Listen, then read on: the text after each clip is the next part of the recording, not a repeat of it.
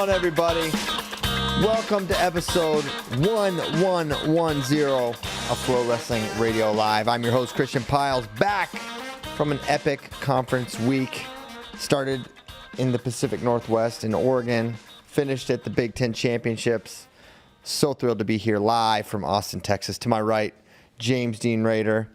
To my left, Andrew Spencer Spay. And to the left, Tyler Meisinger. Hey, boys, how we doing? I'm doing Was that a great weekend or what? What a weekend. Oh, my gosh. Unbelievable. Yeah. Tyler was at New Jersey State Championships with America's favorite bad boy, Anthony Knox. That's right. Let's go. Plenty to talk about there. JD, where do you want to start, brother? Let's just talk overall. This weekend, was this the craziest conference weekend of all time? You know, all time is a long time, but of recent memory, yes, for sure. And I even had like coaches come up to me. It's like, dude, this is one of the most insane weekends I can ever remember. Big 12 had a host of storylines, right? They had the upsets, and you had the weigh-in situation, and Big 10's upset. Lots of really competitive matches, a lot of exciting things. I mean, for me, it's certainly up there. It's just thrilling more than anything. But then, yeah, chaos. And really, the coolest part about it, I felt like so many new storylines were unlocked, right? You're always looking for, like, what's a new, like, you know, some weights, it's like, man, 4 of these weights are, like, just not even worth talking about, right? In previous years. Now it feels like 25 is back to being 125 again. It's crazy. It's none of them can be on their best behavior for a whole season, so it's back in the mix. 33 broke bad again. 141 completely exploded, right? We had the NCAA finalists lose. 49's on a razor's edge. 50, you know, so I'm excited about that. And then, you know, 184, a guy winning a match he was supposed to win is maybe one of the biggest stories of the weekend, and what happened with Carter Starachi and Max McAnally. So yeah, I mean, that's just off the rip. A little sleep deprived from the early flight, but yeah, unbelievable. It truly was, and long weekend. There was a lot to watch. Were you able to catch up? So I was able to. Big Ten's ended early enough that I was able to get home and watch Big 12 finals. Wait, you watched Big 12 finals from home? No. You mean the hotel? The hotel. At home. Oh. The home for that night. Got you. Home is wherever I lay my head. That's how that song goes. Where I lay my head is home. So yeah, we got home and we were able to watch it together. That was really fun. We saw every match, which was great. That was the craziest ending to a team conference tournament I can remember. Unbelievable. I mean, it was crazy how, Colton made that really competitive at the end. I mean, you and I, they balled out, right? Like Oklahoma State, it was kind of theirs to win. Like on paper, like dual meets. It felt like if you and I was going to beat Oklahoma State, it'd probably be like a dual meet tournament. It would be tougher, and I'll be darned if it didn't come down to Wyatt Hendrickson. Some would say the Panthers were a 10th away from winning the Big 12 team title, a waistband away. Waistband, well, yeah.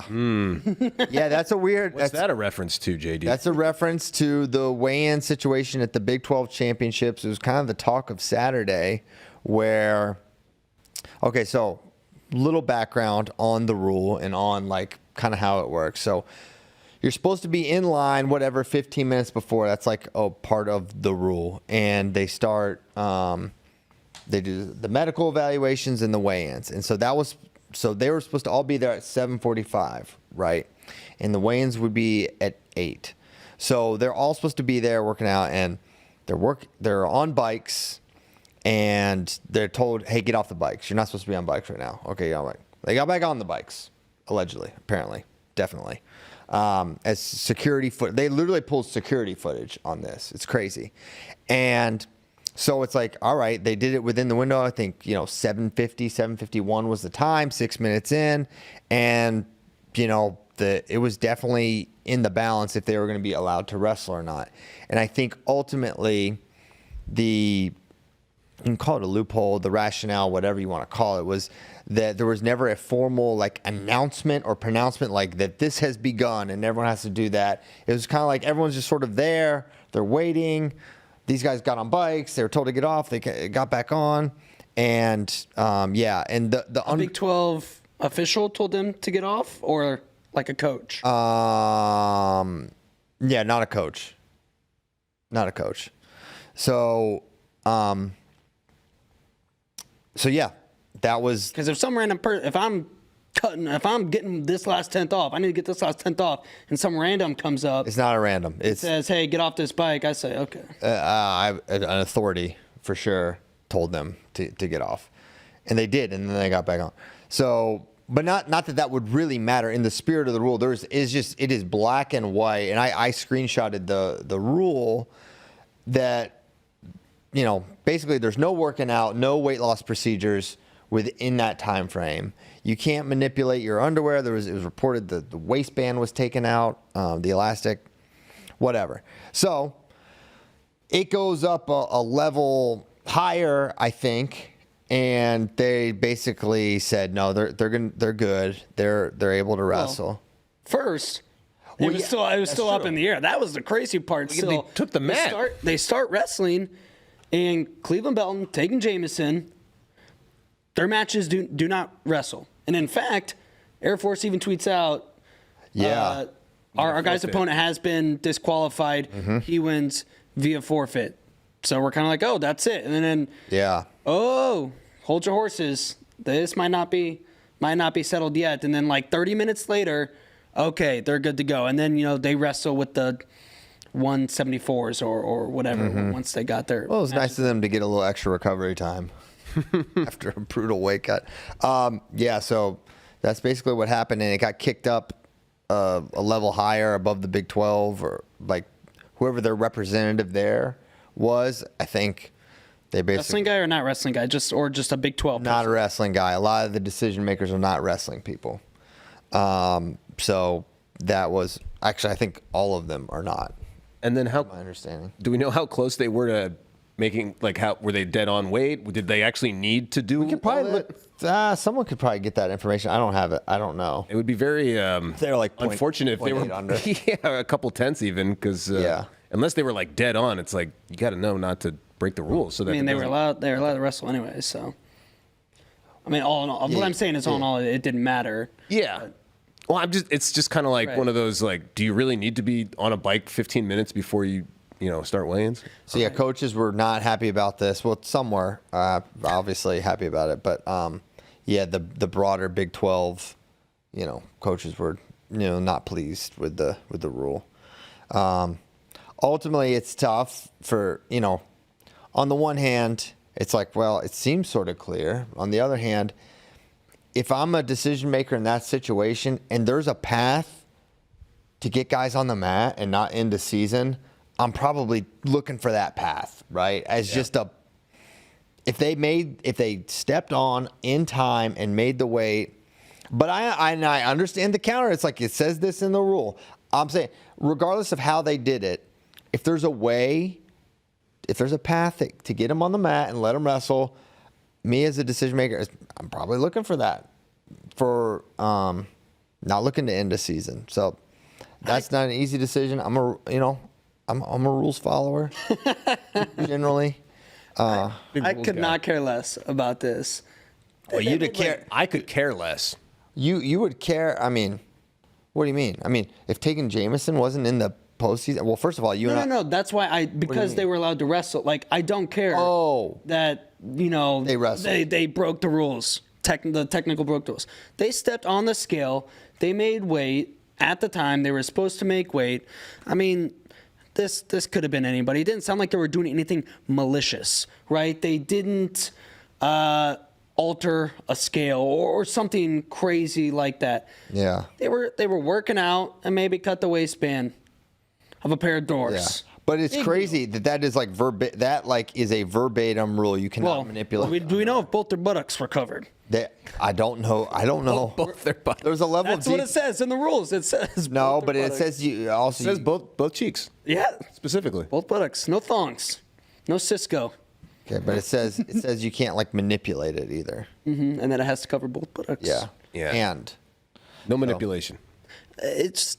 I mean, like you said, you really want to end a kid's. Oh, if I'm a coach, hey, listen, if I'm a decision maker, it's one thing. If I'm the coach of not Oklahoma or Oklahoma State, I am I'm going buck wild. Absolutely. Yeah. Probably. I don't know. I mean, there's definitely a scenario where I have a kid who is in the weigh-in line, not with me, and is going to do something like this at some point in time. Yeah. Right? Maybe. Anyway. Now everybody knows, or hopefully everybody knows, at least for the next year or two, and then this will be forgotten. And here's the thing. Be forgotten, and some kid is going to do it. This is not an unknown. This is not like this is definitely a thing. Every coach, every wrestler knows, because they have to follow the exact same thing. That's why if you're ever at these, and a lot of people aren't because you're just not there and the doors aren't open. But if you're there, they're sitting there in a line in their underwear, just sitting down, just waiting for like 15 minutes before. That is just like how every tournament kind of starts, and it's a known part of it. I don't know, I'm waffling a little bit here.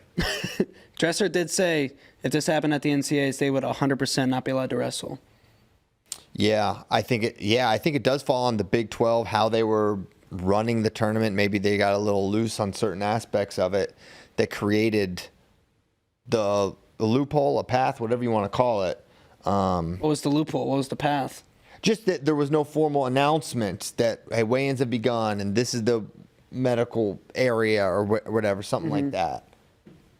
So the fact that it was so specific in the rule book, that somebody had to like write it that way on purpose because somebody had been doing stuff like that. Somebody had been manipulating. People would be cutting weight up to the minute if so. And manipulating their uniforms and it reminds me of the very first Flow Nationals that I went to in 2017. The amount of manipulation of garments was that we didn't have those rules. Can't just Vision Quest it, drop the drawers. No. No, you had to be covered up, but guys were getting like pretty creative. Yeah. It was a weird scene. Yeah. Sometimes you got to do what you got to do. So that was that. That was definitely that was the most, that was the drama. It played out huge because like I said, Taken Jameson made the finals. Yeah. I mean, they don't If he doesn't wrestle, they don't win the Big 12. No way. Yeah. That was a big difference maker. They might have been, third even.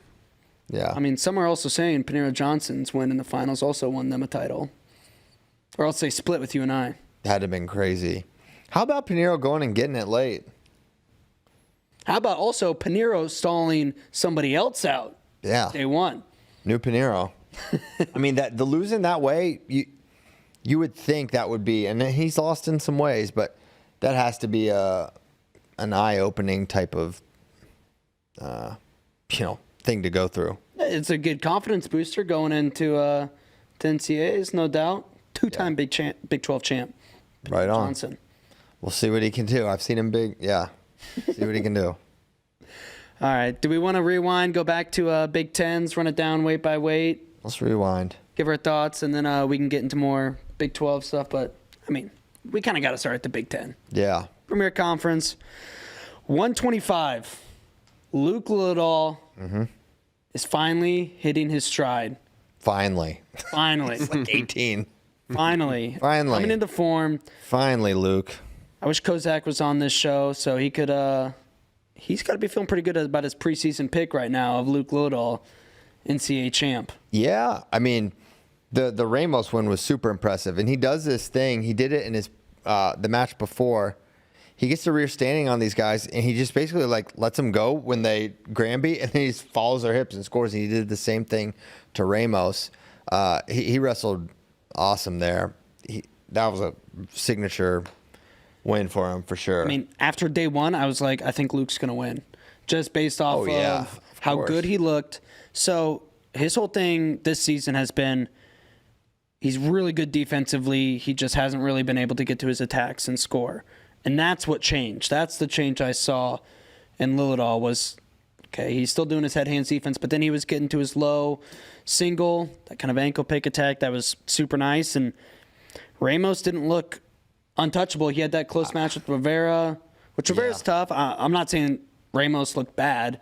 I'm just saying I was really blown away with Luke Littledahl day one, not as blown away with Ramos. I definitely felt like that had upset potential with Ramos and Littledahl. And then when Rivera did what he did, and then Rivera, I mean, he had a great tournament. Honestly, I think he got fourth, and he and Matt had a close match for third. I'm going off the 8-5. Cuff, but that was a tight one for sure. And yeah, this re-attack is so nice from. He did get an injury default from Peterson in the Conci semis. Yeah. So. Yeah, Luke. I mean, obviously, we never kind of moved him off that title contending realm. Is kind of waiting for the breakout. The Smith win was big back in that duel, and now he beats Caleb again. He got that early ankle pick. He didn't wait till the third period. He was able to get that score earlier off his attack. So great. You gotta be excited. Gotta think he'll be the number 1 seed, right? I do think so. I'm not sure, but I mean, I don't feel like anyone at the Big Ten would have a case. Certainly no one in the Big 12. Jet Strickenberger, though. What a guy. And then ACC, you got Eddie Van Truska. I mean, he's beat Vincent Robinson twice now, but I don't think he... I think you have to give it to the New Jersey kid, Ventresca, num 1. Okay. We'll see if they do. Dean Peterson, number 2? That's right. Yeah. A great showing for him. Were you surprised by how good he looked? Luke? Yeah. No. No? Not really. I mean, I expected him to do well, Well, but I mean, I feel like not... Evan Major and Matt Ramos. Yeah, I mean, that was... And with the Matt Ramos was the consensus, even by you. Oh, yeah. Number 1, he's the favorite. I don't know. I expected Luke to perform, but not like that. Yeah. I mean, maybe I am surprised. I don't feel like... in the moment, I wasn't like... The margin is surprising. That's what I'm saying. Okay, yeah. Yeah, I wouldn't expect it never seemed like it was in a doubt. I mean, the Smith Master was close. You know, he gave up that stalling, but it really wasn't. It felt like it wasn't a 4-3 match. It wasn't that close. Yeah, did he give up 2 stall points? No, 1. The surprise isn't that Lillidahl is doing as well as he's doing and had that performance at Big Ten. It's more just the timing. Like, you know, he's wrestled tighter matches. He hasn't shown to be at this level this year. He's kind of moved up, and just when was that going to happen was more of the unknown. Kind of seems like he's hitting that Penn State freshman stride that we saw like Kasak hit, Shane Van Ness hit, where you take your lumps. Not a whole lot of lumps, but some lumps in the regular season, and then you kind of flip a switch postseason freshman year. Yeah, I'm a believer, but let's recall last year they had the Big Ten champ at 125. It was a true freshman. Like, this weight is crazy. It's not. Come on, live a little, overreact. It's not fixed. So I don't know. I think that I do think that Luke Lillidahl is a different level of a wrestler than Braden Davis, though. Definitely a different pedigree. I agree with that. You are overreacting. Yeah. You just don't want to. I just don't. But you can't help yourself. I don't want to. Yeah, man, is he going to go from 8 to number 1? That's crazy. JD, those are those rankings that you got to update, right? Yeah, me and Kozak are going to be in the lab late tonight. But deep in the lab. Man. Now, I'm looking at that right now, and 1, 2, 3. Number 3 is Eddie Van Truska, and number 1 and number 2 both lost. So, Jersey on top once again. Yeah, I think that's just the way it goes. Potentially. But you could also say Lillidahl beat number 1 and number 6. Yeah, you got to look at best wins and worst losses. And so... I remember the game. Yep, Lillidahl lost to... They lose to Peterson and McCrone this year. So the McCrone loss might drag him down. And what's Fast Eddie Van Truska's best wins and worst losses? Vincent Robinson twice, but he did lose to Spencer Moore, which is a non-qualifier loss now. Yeah, one of the top 10, or one of the guys in the top 10 that did not qualify, and there's a decent amount of them. Yeah, cool. All right, 133. Lucas Bird, cow catcher of the weekend. Yeah, what did y'all make of that? Did Drake just relax too much in the seatbelt and like not respect? I mean, it just felt like a sort of an obvious, when you have that tight, that was a vulnerability. And I give credit to Lucas for putting it on, but also, Drake Ayala has certainly felt that position before, right? So I don't. What was your read on that? I think Drake just wasn't expecting it. Lucas attacked it. Why I was surprised he got it is because of the readjust. And then when Drake's arm slips up, that's when it's like he's going over, no matter what. Yeah, I kind of thought he had it as soon as he grabbed the head. I'm surprised to see he had the Drake's arm. It could almost look like Drake the right arm let go, like stop posting on purpose. That right arm, like he wanted to roll through all the way. Oh. Yeah. I don't know if he was trying to roll him through or something. Well, I think he was trying to roll because he's going, I'm going over. Yeah. I cannot fight this any longer. I can't fight So? this feeling. Yeah, he had his head anymore. down low. Yeah. I mean, it looked bad. That's a lot of pressure right there. A lot of torque. Good showing for Illinois. And it's not normally a position that you hit from hip to hip like that. Yeah. Generally, you're more off to the side a little bit, more of a 90-degree angle, but Bird was hip to hip, which helped him probably attack it without Drake Driving feeling forward. it. Yeah. Yeah. Josh Coderhan hit something similar in the EIWA finals. Yeah. So, A finals. yeah, I mean, great win for Lucas. I thought Drake would, I thought he had a really good semifinal performance, but. Hey, Drake still might be my pick for NCAAs. Yeah, I've certainly not a disqualifying, type of tournament. He got second, he lost. We see guys that don't do the best at Big Tens, and they always, or they often can ball out. So yeah, he's not eliminated from it. It just makes it crazier, right? Like Lucas is the clear 1 seed now, but there's a lot of guys that are going to be in the match. Is Nick Bouzakis the favorite to take third at every tournament he goes to? Dude, he Baby, Ultimate Road He Warrior. loves it. He loves it. More matches for him. He was unbelievable. He did this at Vegas 2 years ago where he lost round 1 and wrestled back for third and literally massacred almost everybody he faced. Yeah. He pinned, tech, good guys all the way back. He only had one regular decision on the backside. He loves it. He's crazy. Man, I hope Jacob Van Die's all right. I don't know if he wrestled again afterwards, but he freaking, dude, the Buckeyes almost had back-to-back DQ losses. Yes, because Ryder Rogotsky, Shane Cartagena. dude, he had it was bad. He had the arm trapped and he bombed him right on his head. He was out, and then I swear it was 20 minutes later. I forget what Bouzakis did exactly. Oh, he was in a half. He had a half, and he literally went. They were rear standing. He brought him straight back like a suplex and dropped him right on his head. I was like, holy cow. And they reviewed it and they determined it was legal. But I was like, dude, they're about to get 2 DQs real quick. But then he had to default that, so more pinpoints for Bouzakis. But it was crazy. I mean, he did forfeit. And people keep riding him. It's not smart. Yeah, go neutral.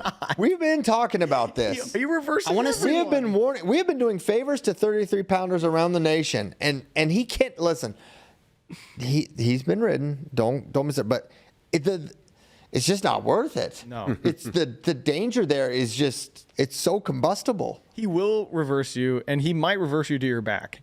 I want to see his reversal to takedown ratio this season. Yeah, That'd be great. He's got to be lobbying for those, let's make that 3 points as well. Let's fix that mistake there. Yeah. This is an injustice. A threat to justice somewhere. It's a threat to justice everywhere. absolutely. So yeah, he did. The confidence is never. I've always felt like he's a guy that could place reasonably high there with Bouzakis, and he's someone. No one is going to want to see this guy. Every year we say this, who's the guy they don't want to see, and it's always someone that has a handful of losses. But he is so dangerous that you can't count him out. Good tournament for him. Bouzakis is crazy, right? I think pound for pound per capita, the most crazy matches wrestled is Braden Davis, though.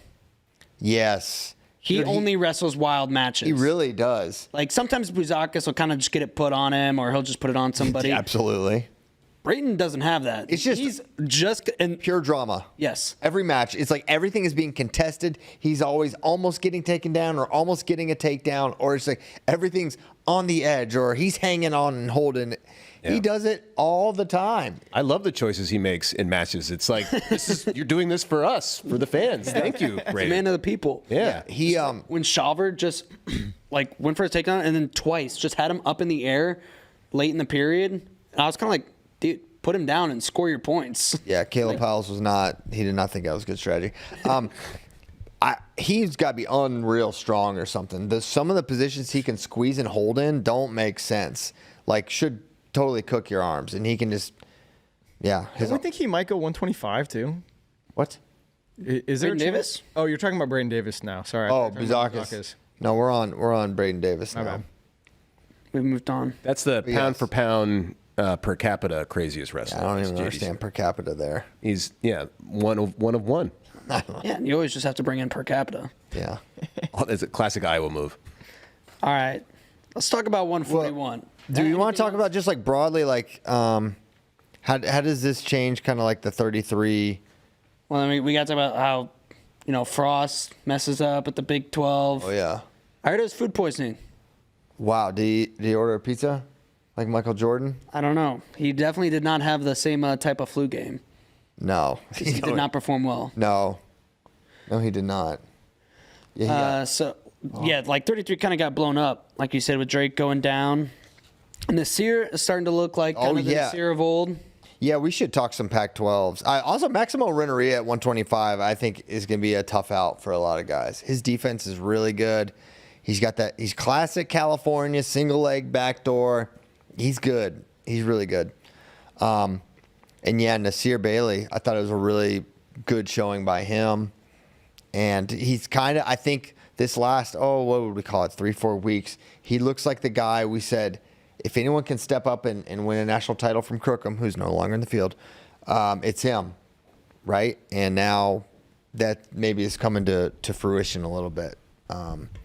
He's got to be a horse here to finish this too, because this hard shot, it felt like Romney would be able to avoid this score. But what are you seeing here, Tyler?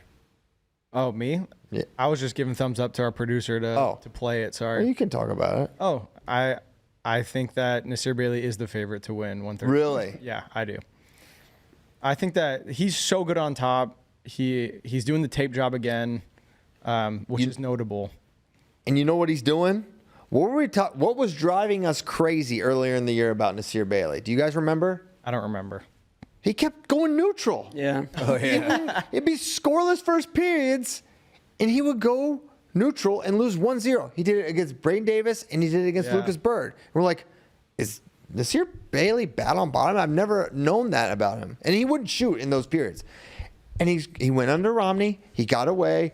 Absolutely no trouble at all against Romney, who's literally pinned him, literally rode him before. So I'm like, okay, I'm not crazy. He's fine from there.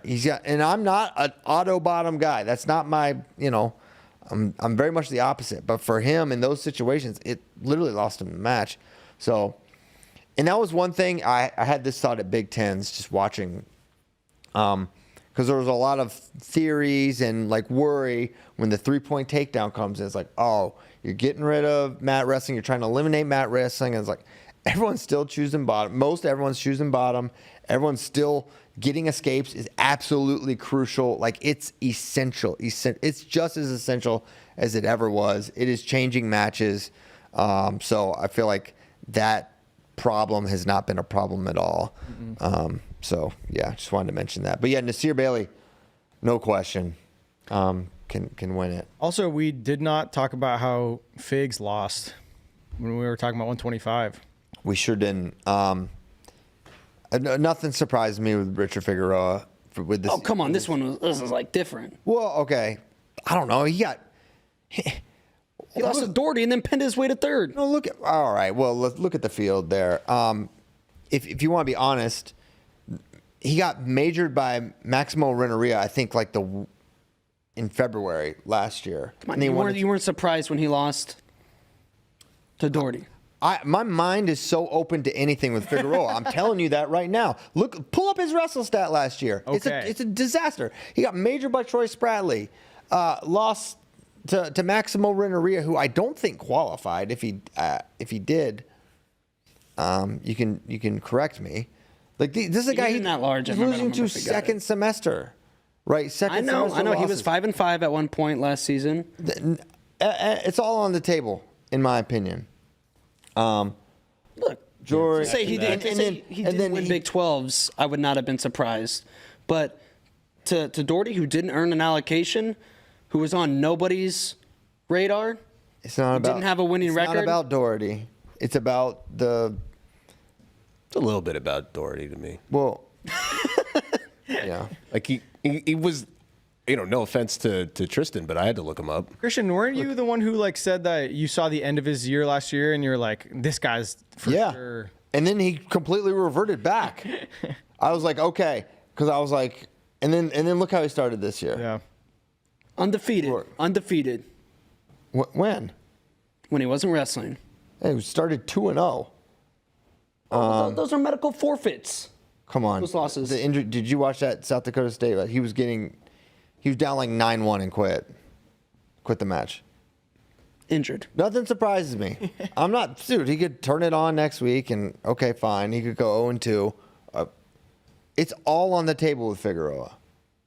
I'd be surprised if he goes 0-2. He lost first round of Big 12. Tristan Doherty. It's on the table. Yeah. And then he pinned Steve-O. For the record, I would also be shocked if he went 0-2 at NCAAs. But I mean, I get CP's point. I'm not trying to totally poo-poo it. But the guy does have a wide variety of outcomes when he takes the mat in big tournaments. I've seen one seeds go 0-2. Like, it's not, I mean, it's not common, but it's happened. Listen, vibes. I don't know the vibe check. Okay, vibes. Hey. What's he going to get seeded? I don't know. Yeah, it's gonna be crazy. I don't know why you looked at me. Double digits. Probably not high, right? He doesn't have that many good wins. He beat, season, right? I mean, Lorenzo Seymour. He majored Strickenberger. He's Strickenberger. Never mind. Oh my gosh. Right, that was Trevor right after Anderson. he beat Seymour. All right, he's winning it. Yeah, he's probably gonna win title. And Stevo. Book it. Yeah, I don't know. It was a bad cut. That Doherty, hat tip to him, beats Terrakina, who now needs an at-large and might not get it. How would he get it? I feel like we didn't see Terrakina for like 3 months. Yeah, we didn't. Then takes out Figueroa and then wrestles Spradley to a 2-point match. Yeah. It's crazy. Craziness. North Dakota State, decent tournament. They had like Clark. 4 qualifiers. Doherty did qualify? Yes. That's awesome. Berwick did, and Berwick make the finals. Good for him. Off the top of my head, all Nebraska matchup there. Serrano versus Berwick. Former Nebraska matchup. They got 4 or 5 qualifiers when they definitely did not get that many allocations. All right. Good job, Obi. All right. 41. Let's talk about Strickenberger holstered. Did he holster? He blew it out. He blew it out, or he blew out the candle. Yeah. I thought it was. I thought it was a shush. I think he blew it out. I think he blew the pistol. Yeah, like the smoke. Like I already unloaded the clip, and now this is just. He had to in some way address. I wanted him to pull it out and act like he was going to do it, and then very obviously. And then say no, we'll put it away. Yeah. I thought he was going to take out a hand grenade this time. I thought Spradley had it. I did too. Dude, I kind of wanted to see what Spradley would do after he won too. I mean, Jet's tricky, and he's good with the wizard, and he's got, obviously good leg defense, but it felt like he was kind of locked out there and it was going to be hard to stop him. But hats off to him, getting it done. He's dangerous. Part of me was definitely rooting for Spradley just to see if we'd get some sort of, response. I know. To the, wow. Same. To the being You just gunned turn down. your back on Kyle Brackey like that? I would never turn my back on you Kyle just did. Brackey. You do. Kyle knows I have to be an impartial person up here, and I have to root. Not me. Fighting Brackeys were on fire. I did like Spradley's headgear. The Gilman headgear. I didn't notice it. You didn't notice it? No? Tell us about the headgear. I didn't notice it either. It just said Gilman on the side. Oh, In okay. a huge letter. Maybe he meant the private school in Baltimore. Maybe. I doubt it, though. I probably meant his coach. And it was in yellow on the black headgear. Oh, wow. Yellow? Yellow. That's Gilman's colors in Baltimore. All right. All right, I guess we'll never know. We got to get some boots on the ground in Stillwater, see what this headgear was all about. And then it had like the poke handgun on the other side. So I was thinking maybe he was going to do something with the headgear afterwards, Shoot his Show him own the gun. headgear. Now we don't know. Now we don't know. 41. Let's talk about 33 in the Big 12. Oh, okay. Let's just go weight by weight across the country. Well, Serrano beat Berwick. He looks really good. He looks like a factor. Definitely a guy that can place. Evan Frost is still winning it. Not biased. If he gets Like I over said, I his heard food it. poisoning, Yeah. He's literally poisoned right now. He was poisoned. So who poisoned Evan Frost? maybe it's the same guy that poisoned. That clearly Buvaiso. was like something wrong. Yeah. I'm not denying it. I didn't get to see it. I'm playing catch up. I came straight from the plane. I watched the finals. Straight from the lounge. Everything else I could. Yeah, Dude, he almost got tagged. You'd have been so mad, Spay. Well, actually, you would have been in hog heaven. We were in. Went from one extreme to the other. Yeah, I was either I know. mad or in hog heaven. Well, I think you'd be mad when you hear this that you weren't in our situation where we were offered. I think it was like $1,200 to not take the flight and take a 1 o'clock flight. Oh wow, yeah. 1 a.m. 1 p.m. Oh, 1 p.m. Did I say 1 a.m.? No. Okay. I'm just thinking like. No, 1 p.m. Like what would make it a hardship? So is a direct flight at 1 p.m.? A direct flight at 1 p.m. And you could have been $1,200 richer. Yes. And you said no, thank you. Yeah, we all said no, thank you. You're stupid. Well, I was Caleb. I wanted to get home. Yeah, having a family. So quick aside. Hey, would you have gotten 2 tickets for $1,200? You and I think Caleb? so, and they asked for 2 volunteers. 2,400 buckaroos. Wow. Wow, CP making the big bucks over here. 2,400 nothing to this man. He had deal. practice. He would, yeah. Oh, you can't miss a practice for $1,200? What if someone paid you right now $1,200 to miss the next practice? I don't know. I did. That boy was ready to get home. So that he had heartbreak yesterday. Oh no. Yeah, not really. Yeah, no champs for the Hawks. Oh yeah, that was tough. That was tough, and I haven't even talked about the Cold Stone incident, where so my dad was with us. And he comes to Big Tens, and he has the biggest sweet tooth ever. And so it was his birthday yesterday, and I was gonna surprise him and take him to Cold Stone, and we went to this. We went to one in Evanston, and the hours were posted, and we got there, and it was closed. Even though it said 1 to 9, it was open. And then Caleb, unbeknownst to me, got on my phone and wrote this like scathing review on the Cold Stone. Revenge. Let me read it to you because it's what are we talking on Google? on Google. You could probably find this, and he did 2. He did one under my name, and one is this is Christian Piles. he did one under Caleb Piles too. You can find it. Terrible, just terrible. Said it was open at 1 on Sundays, and we arrived at 3:30. Not an employee in sight. I see that this owner likes to comment on people's bad reviews and say that they will fix the issue, but that hasn't happened. We were trying to surprise somebody on their birthday with ice cream, but the plan was foiled when we arrived, and it was closed because they have classless employees. Oh, wow. Don't give this place any business. Don't go there. All caps. Jeez. Wow. You should have just convinced them that ice cream stores have on to. Google? They were wrong because their hours were wrong on Google? No, they were wrong on Google and there. It said 1 to 9 on the sign there. And literally the sign said open. That boy really wanted some ice They cream. just really want it. And then he's like, Dad, I read all these reviews and a bunch of people said they went when it was supposed to be open and no one was there. Well, so mad. You just have to explain to him sometimes it gets too cold and they have to close all the ice cream stores. Because the machines break. Yeah. Because if that's not true about the ice cream stores, then everything else isn't true either. True. All right, sorry. That was a tangent. Yeah, I'll get to my lounge story later. Or you can just DM me personally and I'll tell you all my lounge stories. All right. Where were we? 33 nationally or 141? 133 yet? Anything else from 133? I'm good. Good? Any more ice cream 141, stores? the craziest wait and the craziest weekend. You can't lie. You were surprised by this. Okay. Absolutely. I saw it all coming, on the other hand. Yeah, Spade did tell me this was going to happen. No, I mean, how many times has Jesse Mendez beaten Brock Hardy? Tyler could look that up for us. 4? 3 or 4. But you don't even have the internet. Tyler didn't have the internet. Interweb's down? No, I don't have the internet right now. What is wrong with him? Sorry. Well, I hope the show's still happening. Is the show still happening? I think the show's still happening. All right, we feel pretty certain the show's still happening, so we're going to keep the show going. Hopefully, our producer Nikki, the pride of Evanston, Illinois, in fact, is recording this show so we can upload it. If it's not, he's not. He used the God voice. Anyway, yeah, Bo Bartlett loses to Vance Vonbar, who we've gassed up a little bit. Like, this dude's a dog for sure. Tough out, but him getting over the top, he hasn't had a win like this. He's come close. He was knocking on the door. He busted it open. He did. He really did bust it open. And then Brock Hardy wins a crazy match against Jesse. He gets the first takedown, rides for a while. That was really the difference. Back and forth, wins 9-8 with riding time at the end. It kind of felt like Jesse was going to, catch him down at the end, find a way. And it was Brock who just found a way to hold on and fend Jesse off. I don't think Jesse's right, to be honest. Not really. Physically, mentally? I don't know. Just even his Bo Bartlett match, he was in on this single leg.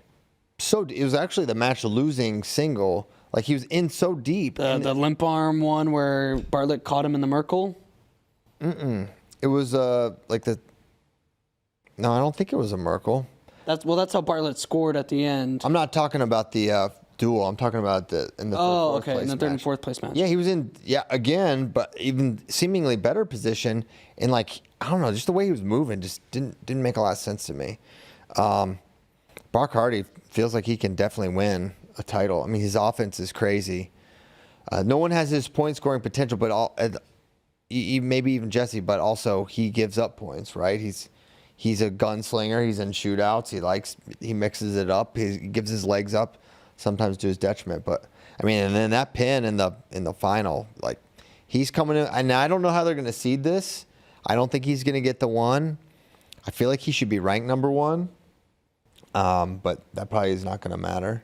The Matrix might spit him out number one. I don't think so. I just hope he wins. I got Keanu Reeves on the line saying. Keanu? Okay, A.K.A. Dan Neo? Lobdell. That Neo. Okay. He thinks it's going to spit out Bo. Okay. Wow. But Well, that's what I'm. Yeah. we're saying No, Brock. you said he's not. I said Brock. I said I don't. Yeah, you said Oh, I sorry. don't think Brock is going to get the number one, and then you said I think the Matrix will. But now you're talking about Sorry, Bo. got my B's mixed up. Too many B's in this bracket. Yeah. B's in the Call trap. him a B He's in the head. trap. I hope Brock Hardy wins, and then it's like the perfect redemption tour after the Spladle that got him infamy, and now you come back and say, well, I'll just have to win the whole dang thing. So much for impartial. Do you hope sway. he spladles somebody along the way? I root for good storylines, so the Spladle redemption Classic tour. Big J Spay. That's right. That's why You just love the storylines. we're going to have 4 Hodges now, quad Hodge. Yeah. No. Great. I mean, he did great. Vance is tough. He was. Yeah. Hope he's hope he's all right. He was icing something at the end there. It was a little hobbled. But yeah, Brock was definitely probably the number one story for the weekend. Maybe I would say. And that bracket is anyone that came out of that bracket is going to be a story, but the fact that it was Brock getting so much revenge. Yeah. Absolutely. If they seed Bo Bartlett number one after he did not win his conference tournament, how do you feel about that?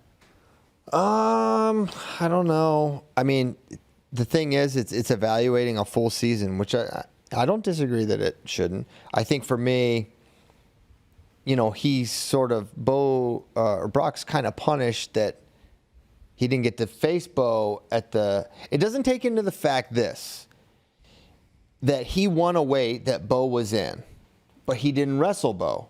The Matrix does not factor that in. Well, it takes in conference placement. Yes, but it doesn't So that help him. factors into It doesn't give him the win. It doesn't negate. It doesn't give him a head-to-head win. It doesn't give him a head-to-head to Which is negate part of the Matrix. to negate that. So, in that sense, that doesn't help Brock Hardy's case.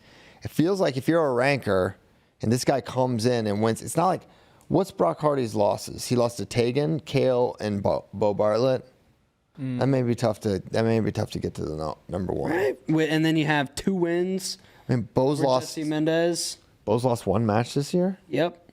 because you can't count 2. If we include him in our rankings. But we won't. But it won't be factored in that he lost to Jesse at the All Star. No. Right. So But it's almost a non-factor in our rankings because since losing to Jesse at the All-Star, he has beaten him twice. yeah, oh yeah. I was thinking about that rivalry. That's got to be like an all-timer. Bo and Jesse. Yeah. It's up there. Took a hit this weekend when they wrestled for third instead of first. Yeah, but I don't know. They see each other so much, and like usually one guy will separate himself or establish himself. And the fact that they've been going back and forth. I mean, and not to mention the fact that Andrew Alira's lost this week. Who is going to win this weight? I mean, I thought you meant saying Alira's lost and he's going to win the weight. Oh. Sorry. No, oh, yeah, I I got see you what you mean now. So what do you make of this Andrew Alira's loss and him not wrestling as much this season? Do you think that loss is indicative of where he's at? Like he's maybe fighting for an All-American spot, or is he? No, he's still national title type guy. Lira's season. I feel, I don't know. He has not given us a lot to think this guy's ready to win a title in terms of wins. Frost is good. Titus is good. Julian Tag, good. But, like, he hasn't beaten a super, super elite guy. He didn't wrestle Cale Happel. So, yeah, it's tough to pick him to win based on his season and the fact that he lost to Tegan. So I don't know. But there's not a ton of really awesome seasons that are like, oh, this guy's separated. So no one has really pulled away from him enough to where you can't feel like he's not going to be in striking distance to win. Like, if he wrestles Brock Hardy, Brock could win that, but I could see Andrew just lighting him up with his single leg and just like Brock not having an answer for that. That's a possibility. So while I don't feel that strongly about Andrew, my mind's once again open that he can definitely win it just because the weight hasn't really had anyone pull away. Everyone kind of came back this week. Everyone definitely came back. I look at the full season. I think Bo Bartlett has had the best season. And for that reason, that's probably why I feel like he's the safest pick. He'll probably be my pick. He'll probably be my pick. At 141, without seeing exactly where he gets seated. But like I said, Keanu Reeves thinks he's getting number one. Keanu. Yeah, I could see him getting it. I'm not mad. Honestly, I'm not someone who thinks you didn't win your conference, you can't be the 1 seed. It does seem odd. So it kind of, how much weight do you put on the entire season versus, hey, we just had a litmus test of where you're at right now and you didn't pass that test? Yeah, fully. You have to weigh both of those. Mm-hmm. And I think, generally, the reason you don't see it much is because there's normally someone that just has a clear conference champion resume. Right, like if Andrew Liras would have won Big 12s. Boom. Precisely. He's your guy. And that's why it's going to happen with Bo as the 1 potentially is for that reason. Or like if Bo normally in a normal conference weekend, okay, Bo loses in the semis, but Jesse wins. Yeah, it goes on to win. Yeah. Yep. Right, that's where it got weird. Who are the title contenders? Yeah, I could only put 4 options, but like obviously there could be an other. It feels like the big 4 are Hardy, Bartlett, Mendez, and Aliris, but I mean Happel is really good. I think Happel's going to get the 2 seed. Yeah, everyone he beat Hardy. You watched him. Everyone knows. You're not going to say Von Bar either? I don't know. Yeah, I mean, Von Bar's in there for me. Yeah, he beat Bo Bartlett. Yeah. And like I said, Bo Bartlett might be. You got to put in Von Bar. Okay. Other than Von Bar and Happel, is there anyone else? Are we giving Coderhant a shot? He's probably going to be like that 4-5 seed. Let me pull up his wrestle stat. He's a dog. Coderhant looked super tough at EIWAs, but he was also nothing against Dylan Chappell, but he had beaten him like 3 times already, and that was the number 2 in that conference. So losses to Hardy, 10-3, pinned by Hardy, and 8-6 to Mendez. So good losses for sure, but he beat Limley in sudden victory. He doesn't really have the wins. He did beat Vance Von Bar. Yeah. That was a crazy match. I remember that was the one where Colaz tells him throw him or whatever. When he gets the single leg, just picks him up and slams him down. He did that to. Yeah, I think you put him on there. 7 contenders. Jameson. Well, are you putting Jameson on there? He beat Brock at CKLV, and he beat Aliras. Throw him in there too. Why not? I don't know if I would put Coderhant in there just because he hasn't all these other guys have traded losses or something. Coderhant hasn't beaten a guy on that next echelon. I feel like It'd be Von Bar. Von Bar would be the guy. Dang it. Yes. Von Bar. Sorry, by your own criteria, he is on the list. We're getting micro. Von Bar If is we're good going, because if we're going micro tiers. Yeah, I don't know. Right. Well, if we just look at the rankings, then everybody's on a tier. Tell me we were doing micro tiers. Micro tiers. What I'm saying, micro tiers. Von Bar is not on the micro tier of Bo Bartlett and Jesse Mendez. Although I know he just beat Bo. He hasn't made an NCAA finals yet. Yeah, 41's a tough weight to call. And it's why a lot of people are probably just going to settle on Bo. Jesse, Bo, or Andrew. I feel like it's going to be Jesse. Really? Mm-hmm. It's tough for me after. I feel like he's not right. I felt that in Von Bar and in Bartlett. I don't know. Could he flip it on in Philly though? Well, I don't know. I think if he's dealing with something, The Philly flip. I feel like he's dealing with something. Philadelphia. Flip Philadelphia. Yeah, I don't know. I don't know why. It's probably just more of a gut feeling, but Vibes. yeah. Yeah, we'll see. We will see. All right, 49. Anything else from 41 we missed? Go. 49. Yep. Ridge Lovett, your Big Ten champion, just like I predicted. Just did you? Yeah. I mean, what he did to Parko, holy cow. That was really impressive. And then Cannon Webster really, I think, is the story as much as anything. Beating Shane Van Ness, just like sort of with a lot of pressure, a lot of movement. It seemed to the hand fight. I don't know. I think he just rattled Shane a little bit. I don't know if Shane was a little surprised or what it was. And I don't recall them wrestling this year. Am I tripping? I will look it up. I don't think they did. I don't think Illinois and Penn State dueled. I don't either.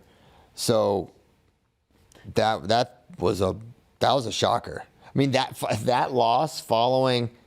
So just think about that, like 20 minutes where Mendez and Bartlett lose, and then Parko and Shane Van Ness lose. And Alirez, because they were going on. That round was at the same time. Really? Yes. Yeah, that really felt like a time where it's like when you were talking about the top of the show of just like, all right, now we got these storylines unlocked. Now all these weight classes have just become more interesting. It was all happening like another domino, another thing falling. Beat this guy 15-4. So I don't know if Cannon is. That was February 16th. Shows how good my memory is. Wow. Webster turning it on. Yeah, I don't know if it's kind of one of those freshman things. Well, also super late, really big. Webster is huge. He's a tall man. Massive. And he might be a guy that's, depending on when you catch him, off the scale, going to be tougher. That's what I read. That's maybe dumb guy, but I don't know. Maybe dumb guy. All I know is the duel is 2.5 hours. The Big Ten semis is 12. Maybe that's a partial to credit. I think Illinois peaked tremendous. That's they had a a fair great point. tournament. Their entire team as a whole had a great tournament. It wasn't just Webster. Obviously, the Bronagles balled out. Shoot, one of them was a controversial takedown away from making the finals. Ed Ruth battled back for 3. He wrestled well. He wrestled Lucas really Bird well. won. Yes, Lucas Bird won. Pinned Drake Ayala. Yeah, they really, it felt like they had the tournament. We've been talking about Illinois for a while. Some guy yelled at me, we never give me any love. We were kind of waiting. Preseason, we're hyping them up, and then I was like, oh. Yeah. All right, well. Then they just really didn't. They just weren't this team. And now kind of the talent that everyone thought they had coming to fruition now. Bears turned out to be who they thought we were, who we thought they were. Well, we'll see. They got to do it. They got to do it in 2 weeks. But this was a great performance. They wrestled really well. All of them. I mean, those are long tournaments, long days. And Bronagles, yeah, they were a story just as much as anything. But yeah, Cannon Webster, great showing there. And then a 1-0 loss to Ridge Lovett, who got his escape, and that was all he needed. And the respect that wrestlers show Ridge not going under. He got warned, and it was definitely. I felt like Ridge was playing it smart, right? Not to get taken down, but the edge, different official, different situation. He could get hit twice in that third period, is all I'm saying. So, moving forward. How does Ridge Lovett go from beating Kyle Parko 14-2 to 1-0? Like, the contrast. Yeah. There. And Ridge said as much in his interview post-finals, too. It's like, yeah, I went out there and I scrapped last night. Tonight I just got the job done. Yeah. No, for sure. I mean, I think he's going to, I don't think the 1-0s are the path for Ridge. If he wants to be the national champion, I think it's going to be tough for him to win that way. Just imagine if that was a national final and he gets his escape in the second period or whatever, and he's moving that way. I think they're going to hit him earlier. Because just everyone knows, every ref knows he's up 1-0. And he's just going to try to not get scored on. So I think the call will come earlier in the NCAA. That's just what I think would happen. And maybe you insert Caleb Hinson instead of Webster. That match a little different. Where Caleb's got a little more offense. Maybe he can't pressure quite like Cannon can when Cannon's feeling big and strong. But he can score. Hinson isn't small. Not small. But he's not... he doesn't hand fight quite like Cannon does, but really good. I'll tell you what, though, and I don't want to overreact to this because Caleb Hinson literally lost it conference tournament last year. McNeil did take him to overtime 1-1, no takedowns, and then he ended up getting it and sudden victory and winning. But yeah, no, I mean, I still think 149. I mean, I've been on Caleb, not hopping off that, but.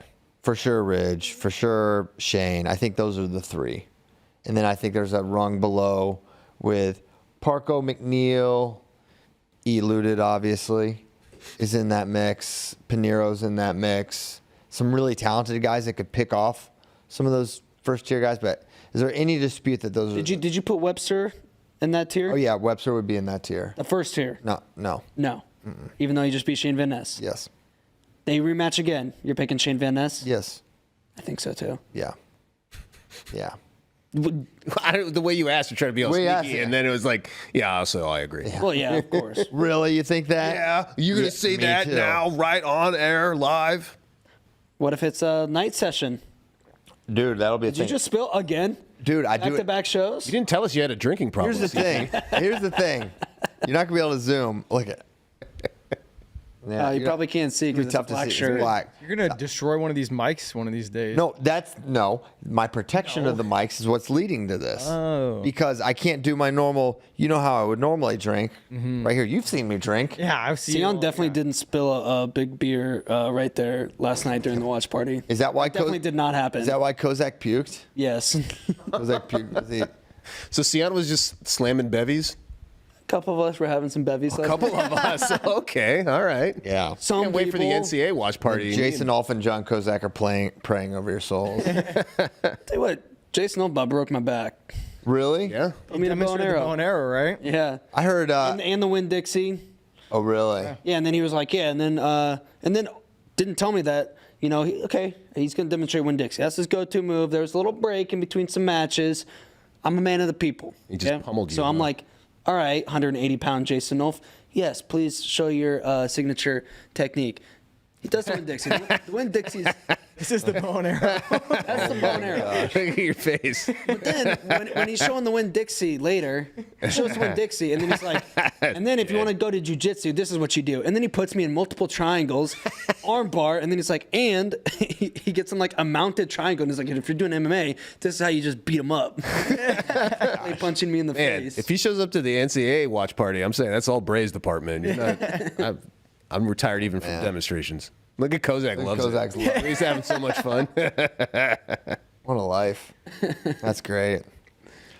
So yeah, 49. Yeah, you missed out in the watch party if you weren't tuned in. This is what you're missing. Who else is behind the bar with Sion? Is that Bader? That's Bader. Yeah. All right. So those guys were slamming the bevies. I may have made a hydration mistake. I'm too hydrated right now. What time is it? Oh man, brother, we're on 149. I know. That's why I'm saying. Why do you think I'm thinking this right now?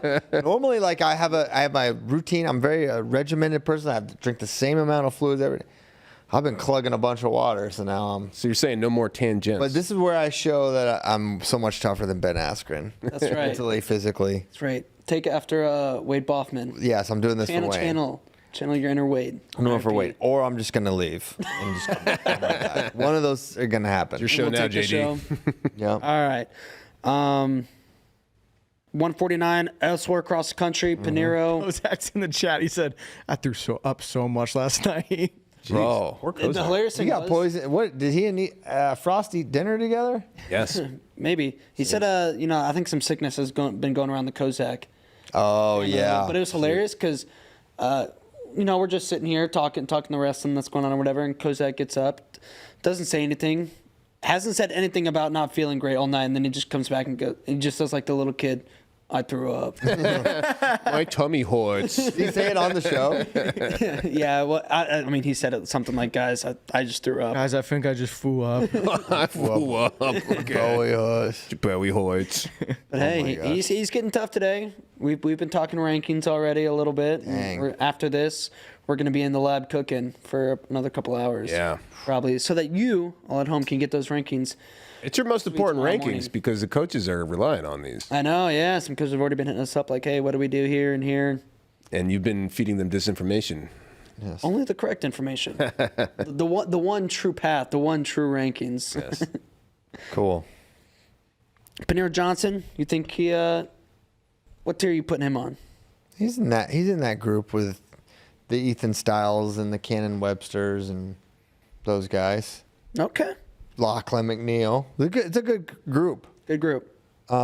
He's pulling in the 49 rankings. There's probably some good dudes I'm forgetting about.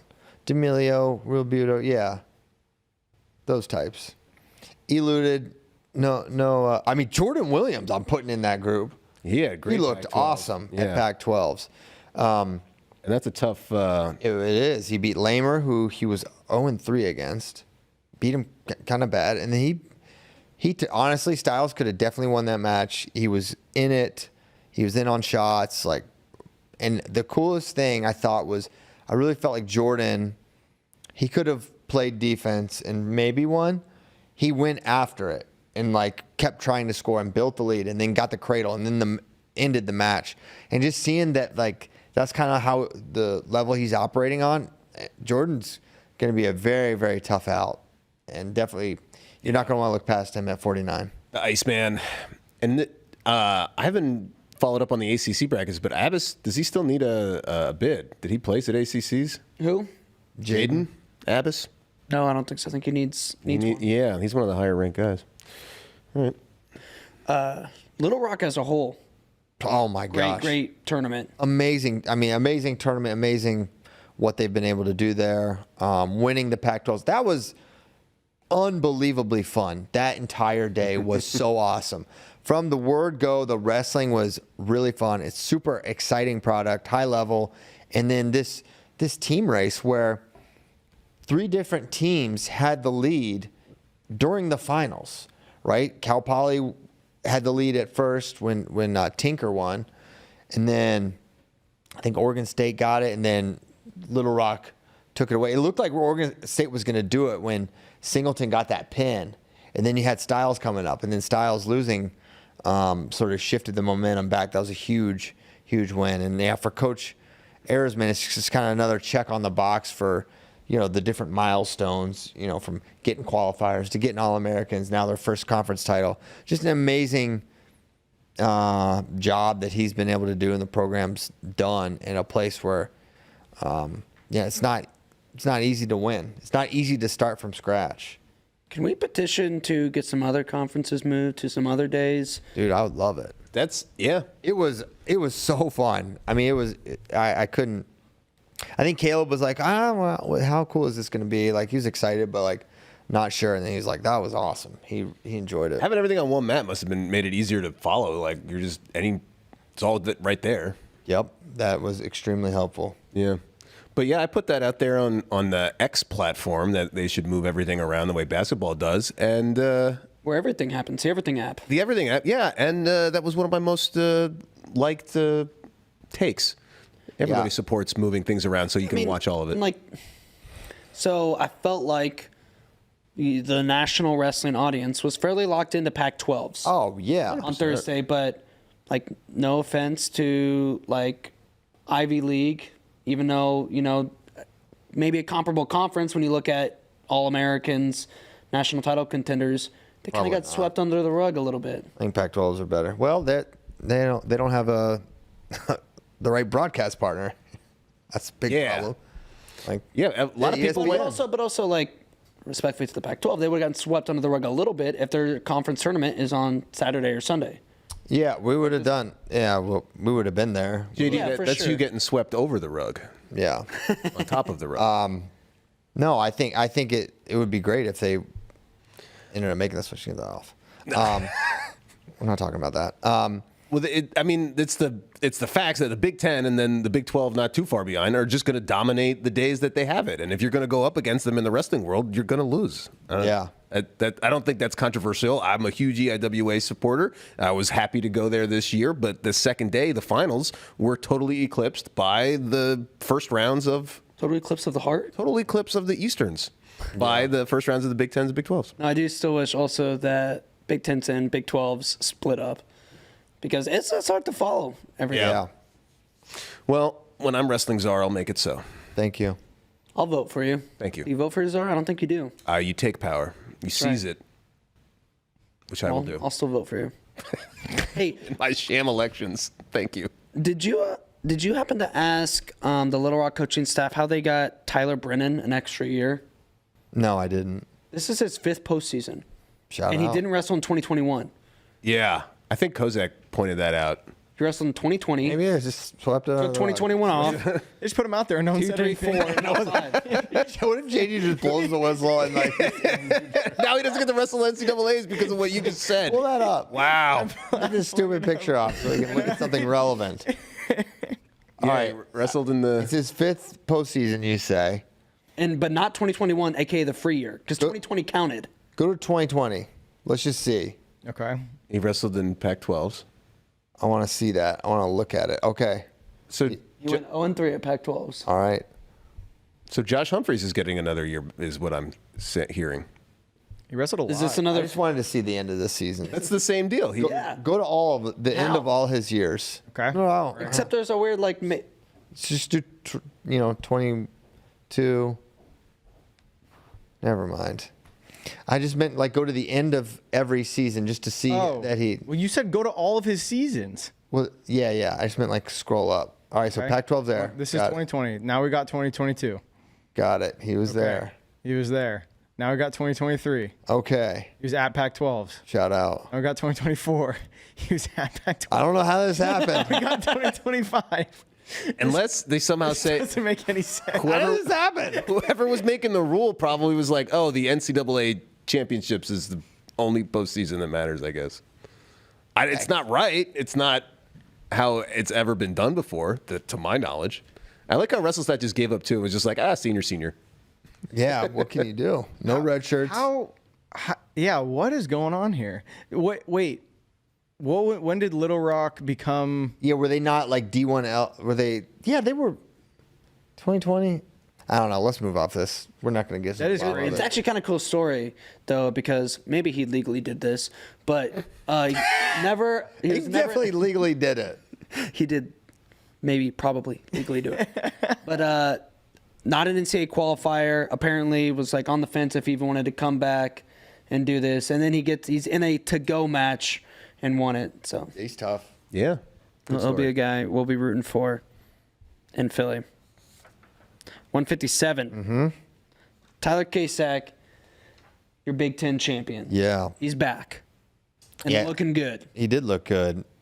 Man, Brent, and once again, like Kasak, probably the favorite going in, even though he wasn't the 1 seed. I think probably most people would pick him. I would have as well.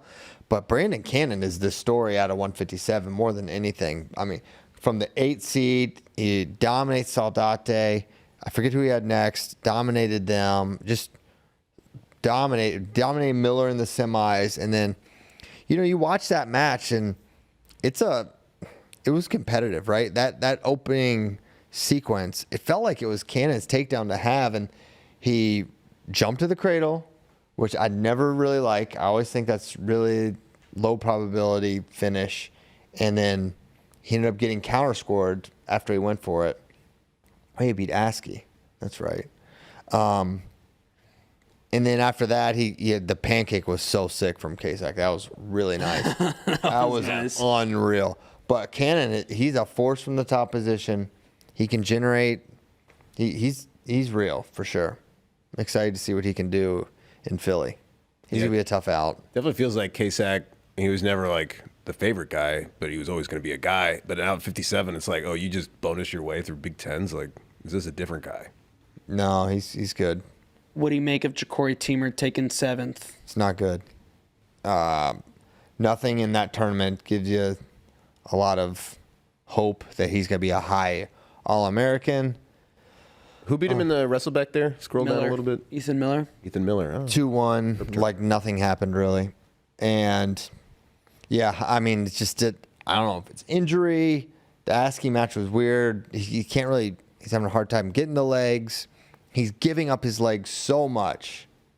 And I know that he can, but it's not been, he was getting scored on from leg attacks as well. So, yeah, I think there's a lot of cause for concern for Ja'Cory placing this year. He was 7th at the Big Tens. And came in with how many matches? Like 8? Not many. He had, and the best win he had all year long, he just lost. Mm-hmm. So it's even harder to hang on to the ASCII win when, you just lose to him. It's a very close match. What do you make of Iowa's tournament as a whole? No champs, so that's a little disappointing. It's a tough one. They lost losable matches, right? They had 3 in the finals. Bird Ayala was a 1 takedown match last time, and Bird won it. He won by pin this time.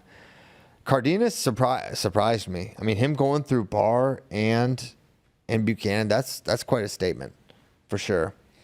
I'm impressed. So, yeah, it was a tough tournament. I mean, they lost to Nebraska. Nebraska had a great tournament, but they lost bad to Nebraska. They lost by 25 to Nebraska. Not even talking about Penn State. They beat them by 70. Yeah, not a great tournament. And now, really, what I've been thinking about is who's going to get second here? Who's going to get third? Because I feel like Iowa and Oklahoma State were the kind of clearish 2 and 3, and they both didn't really have the tournaments that put a stamp on that. That make you feel good. No, right, about that. And then Nebraska has a good tournament, but Nebraska, right? Like they got to do it. They've had teams that can do it. I've been doing this a long time. They've had so many teams that could get the trophy. I know, it's just the way, but Nebraska. I mean, it's a thing that just has continually happened. They literally are the good. most round of 12 matches than any. I've definitely added it up. Round of 12 semis. Like, it's just, but they once again absolutely have the talent. They wrestled really well this weekend. I was surprised Blaze beat Taylor. I wasn't. Antrell's in so many close matches. He beat him twice, I think, this year. Yeah. Twice. Definitely beat him. He beat him in the duel. And then he beat him on the front side. JD's so good, dude. Gosh. I didn't mean to. Sorry, JD. I like the way I said twice. Yeah. Yeah. He's going to say it even harder now. Yeah. What does he see the next time I say it? Spay impersonated you like you're Christopher Walken. I'm walking here. What? No. That's not. You think Christopher Walken said the line, "Hey, I'm walking here"? Ouch. That's the word walking. Just because every time anybody. All right. This is too tangential. Speaking of making fun of people, That was good. Bray got stopped by these drunk guys in at Big Tens that were Michigan fans, and he was like, "Hey," and the one dude watches FRL, and he's like, "They have this one guy on Michigan that's from Michigan, and they just make fun of him the whole time." He's like, "It's so funny." He was telling his buddy about it. Anyway, everyone's very nice. Sorry, Antrell. No, I wasn't. Just watching him this weekend, everything felt like it was right. That he had a crazy close Ethan Miller match. He did pin him, but it was very close. I think it was overtime pin, in fact. So, it was just kind of like that for Antrell. So he, again, couldn't. Ridge Lovett can win, but he got 6 last year. He could have won last year, right? So I don't know. They can do it, but they could do it. How less confident are you in Iowa getting second? Because you've been driving the Iowas to clear number second place team. I know. Yeah. I mean, I don't think I've been driving it. I think it's just been true, right? It's not like it's a train you've been conducting. It's not a take at all. No. You've been holding that flag just as hard as you've been holding. I said, Is it planted? You know, Nicky has the clip. Yeah. Like, no, I mean, I thought for a tournament, yeah. I mean, that was predicated on Ja'Cory Teamer, right? If Ja'Cory Teamer doesn't score 18 points at the NCAA tournament, that changes everything, right? So the things it was rightly predicated on are no longer the case. This is planting the flag. I was planting a flag. That's the Iowa flag that you just planted now. I'm gonna make you delete that. No, there's copies all over this place. Well, from the We've all main. got one. You gotta get it off the mainframe. Anyway. No, I'm not very. I mean, Company because Keeter did well to get third, but the matches are so close, and there's not a lot of takedowns, and it's hard to, feel super confident in that. Buchanan just lost to Cardenas. You really felt like Buchanan was the guy you could really count on. Not that you can't count on him, but he lost a match I thought he'd win. Caliendo looked good. Caliendo looked really good. He is really good. But he still didn't win, and we all thought he was the second best guy at the bracket in the weight. Yeah. How about Mitchell just being like so pumped that he got an awesome match from Caliendo? Yeah. He's just winning Big Tens is cool, but getting a good wrestling match, that's even cooler. Before we go to 65, I wanted to ask Christian, on your way to Big Tens, you did a Q&A, and someone asked you about Meyer Shapiro. You said he's your pick to win it all this year. What do you think about him versus Kasak? Man, it's one of those where I made the pick in the preseason, and I haven't seen anything to get me off it strongly, but probably deep down in my heart, soul, mind, I feel like I would pick Kasak. So I don't know. I don't know who I'll ultimately How What are you going to deep put are on you your gonna lineup dig? legends? Your lineup legends picks. Good job, Tyler. That's right. We get Lineup Legends is back in the mix. Oh. You could win $10,000. I think I can't win $10,000. But maybe Katie Pyle's could. Wouldn't that be great for her? Wouldn't it be great for her? I think they have family That's where you members draw the line. today. 2,400 is nothing to you, but 10,000. At 10. Well, I'm not going to do it. She knows what's up. Katie knows ball. And maybe my dad. He was just at Big Tens, unlike anyone here. So he's more Why'd you qualified. say that like it was a slight towards us? Unlike you guys. I don't know. I'm just saying. He's in the streets. He's doing investigative stuff here. But anyways, Lineup Legends is back. You can enter for free. You just have to. It's very simple. You pick 10 NCAA champions. If you pick the most, you will win. You will win $10,000. And once again, it is free. So last year, the winner got 9 correct. Which is insane. And it is considered sweepstakes, not gambling. That was the thing we talked about last time because we were like, do athletes will they risk eligibility? Yeah, so every athlete go and do it. It's a every sweepstakes. NCAA athlete. You can do it. It's a I'm sweepstakes. So yes, play. It's You go to very real. lineuplegends.com, click play. You maybe want to wait for the brackets to come out Wednesday, but you can bookmark it or whatever. Just start getting your mind ready to pick and to win. Yeah, who would I put in my lineup legends? Who will Katie put in her lineup legends? That's what America's wondering. Yeah, Meyer is flying completely under the radar this season because he's sat a bunch of time out with injury, and he hasn't wrestled anybody. Who wrestled? Who's this man wrestled? I will look it up. He's looked really good. He's been beating up guys he's way better than. He's been doing flashy, cool stuff like he always does. But I need to see it against, a top 5 guy. Yeah, no CKLV means, Cornell doesn't. That takes a big chunk of their tough matches out of the equation. Yeah, I mean, Ed Scott is pretty much it. But that. It was a DQ. I think he stalled him. That's right. Yeah. I don't know. I feel like there should be points there. But anyway, so yeah, we haven't really seen it. So I don't know. He's tough to pick. Yeah, Swisher's definitely tough. He'll be at NCAA's 6-2 is interesting. I was going to say that him. You teched him in the finals of Ivy's. Oh, and then he came on. Yeah, there it is, the second time. I was going to say the Ivy League schedule not as tough, but you do have Jude there. Anyway, back to 65, what you were saying, Spay, about Mitchell talking to Caliendo. Yeah. After the match. That would have frustrated me so much if I was Caliendo. Oh, yeah, if you're Caliendo, that's worse than, like, getting the butt pat from Bo or whatever. That's Maybe like... not getting actual spanked. No, that's not worse. No, it's up there, though. It's like, have you ever heard Andrew Luck mic'd up? Like, when he takes a really hard hit or gets sacked, he'll be like, good hit, buddy. Yeah, throw it back at him. It's almost like, dude, it's like, just let me just take this loss. You just beat me. I don't want to hear good match. Like, I don't want to hear... That was a really great match. Good fight. Yeah, but it's kind of the reverse Andrew Luck because Andrew Luck is the kind of loser in that situation. But, yeah, I don't know. Mitchell's different, guys. He's different, so.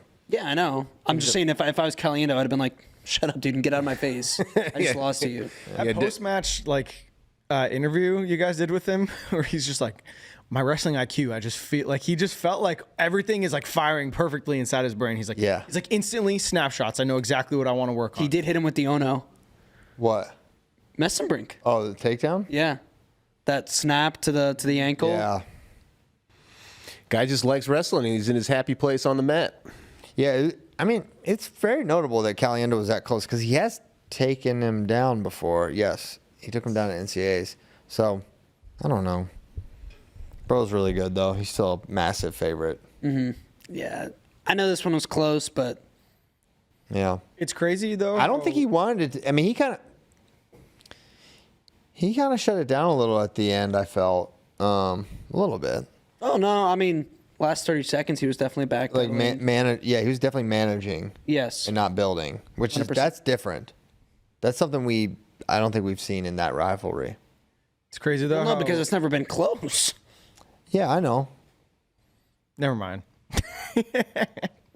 Thank you for your input. You're welcome.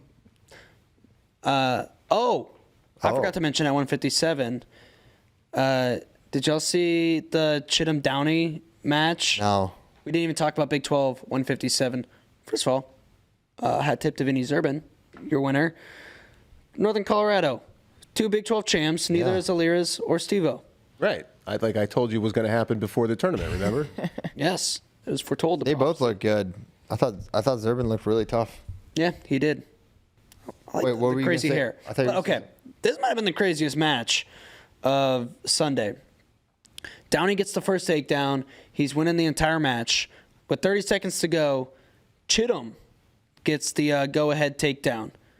Slips in double boots, and 2 seconds after he slips in double boots, Northern Iowa throws the brick. They want something illegal. I didn't see anything. It looked pretty standard. Maybe some sort of it wasn't a cutback situation. I don't know. Restart challenge. They want something there, yes. Yeah.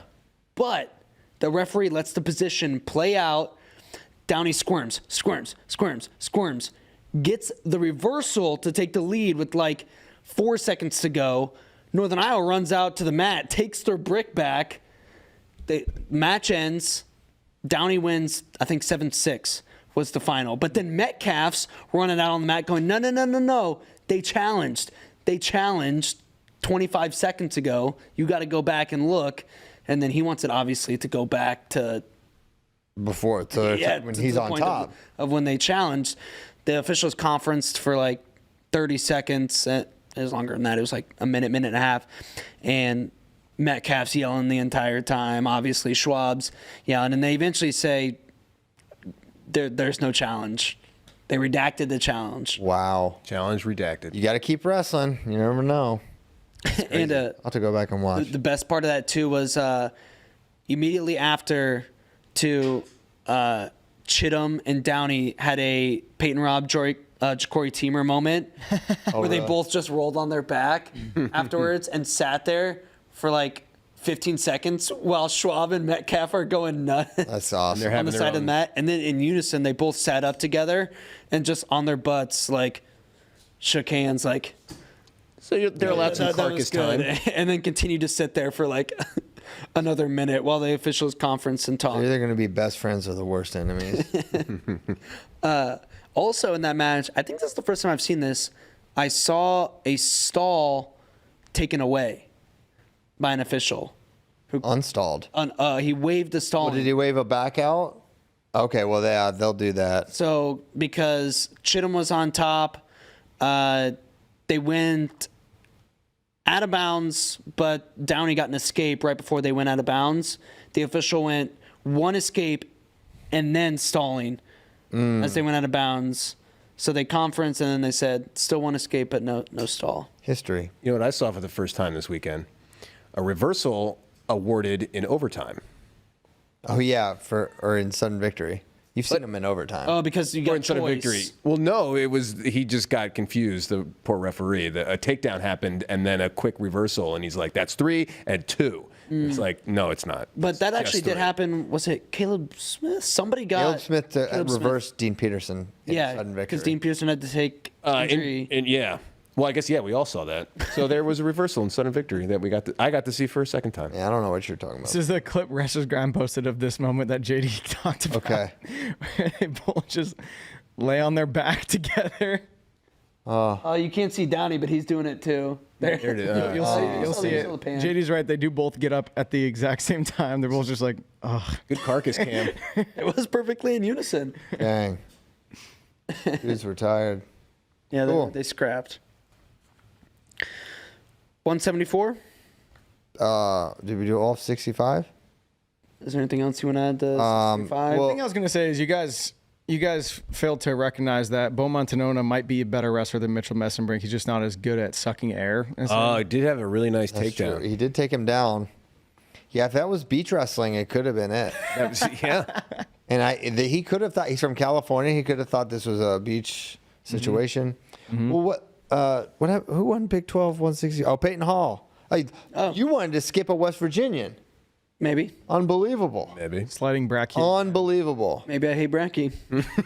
Maybe it's hands on sight, Bracky. All right, Bracky beat him up. You can catch this smooth fade. Smooth fade? Sounds like a haircut. He's also got a smooth fade. That's right. You talking to me? Yeah, I was talking to you. Yeah. There'll be a lot of fights happening soon. I'm punchy. We'll go off on Peyton Hall then. Oh, You want to go on? You no, want to talk? it was kind of a boring match, but he did good. He did good. Cam Steed. I was gonna say, yeah. Ben, talk about Cam Steed. Nice. He's had a nicer year than I realized.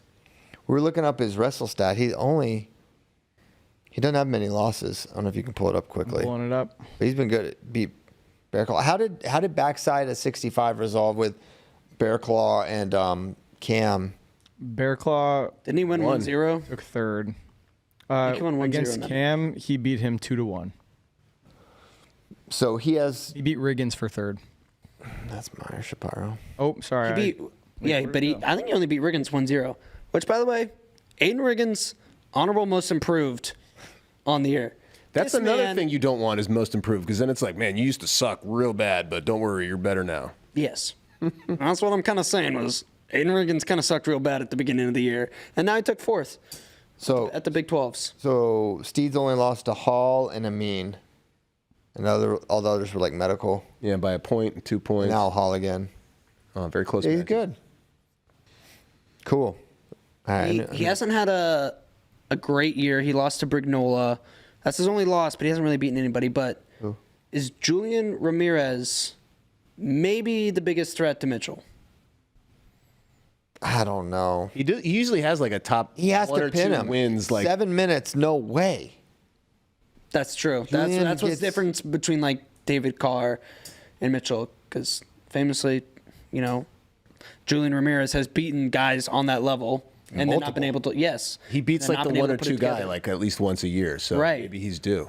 He is due. He's saving them all up for NCAAs. Finally, he's like, I don't need regular season wins over the champ. He's holding all his coins so he can cash in in Philly. It may be a good strategy. I'm not even kidding. I'm not sure if he Yeah. has enough coin. 7 minutes is with Mitchell. That's hard for everyone. So, Yeah, Not me. not Tyler. not when you just lie about it. Not when you can lie. Not when you never step on the mat with him. 74. Now 74. Yep. Haynes, Pains. mean- Bringing the pains. yeah. Awesome win. He looked good. Bronicle's kind of the story for me Yeah, he beat. out of this way. He beat Hartzler twice. Yeah. Getting third's a big deal. Hartzler, man, Hartzell had it that first time they wrestled. I don't know if you got to watch it, but kind of a little mini meltdown. And then losing again. Yeah, Bronigal did great. We got to talk about the Pinto Bronigal match. Oh my gosh, that finish was nuts. I don't know if we can. Is that a takedown or is that not a takedown? So I never, I guess I never went back and watched it. I watched what they put up on the big screen that didn't have a clock on it.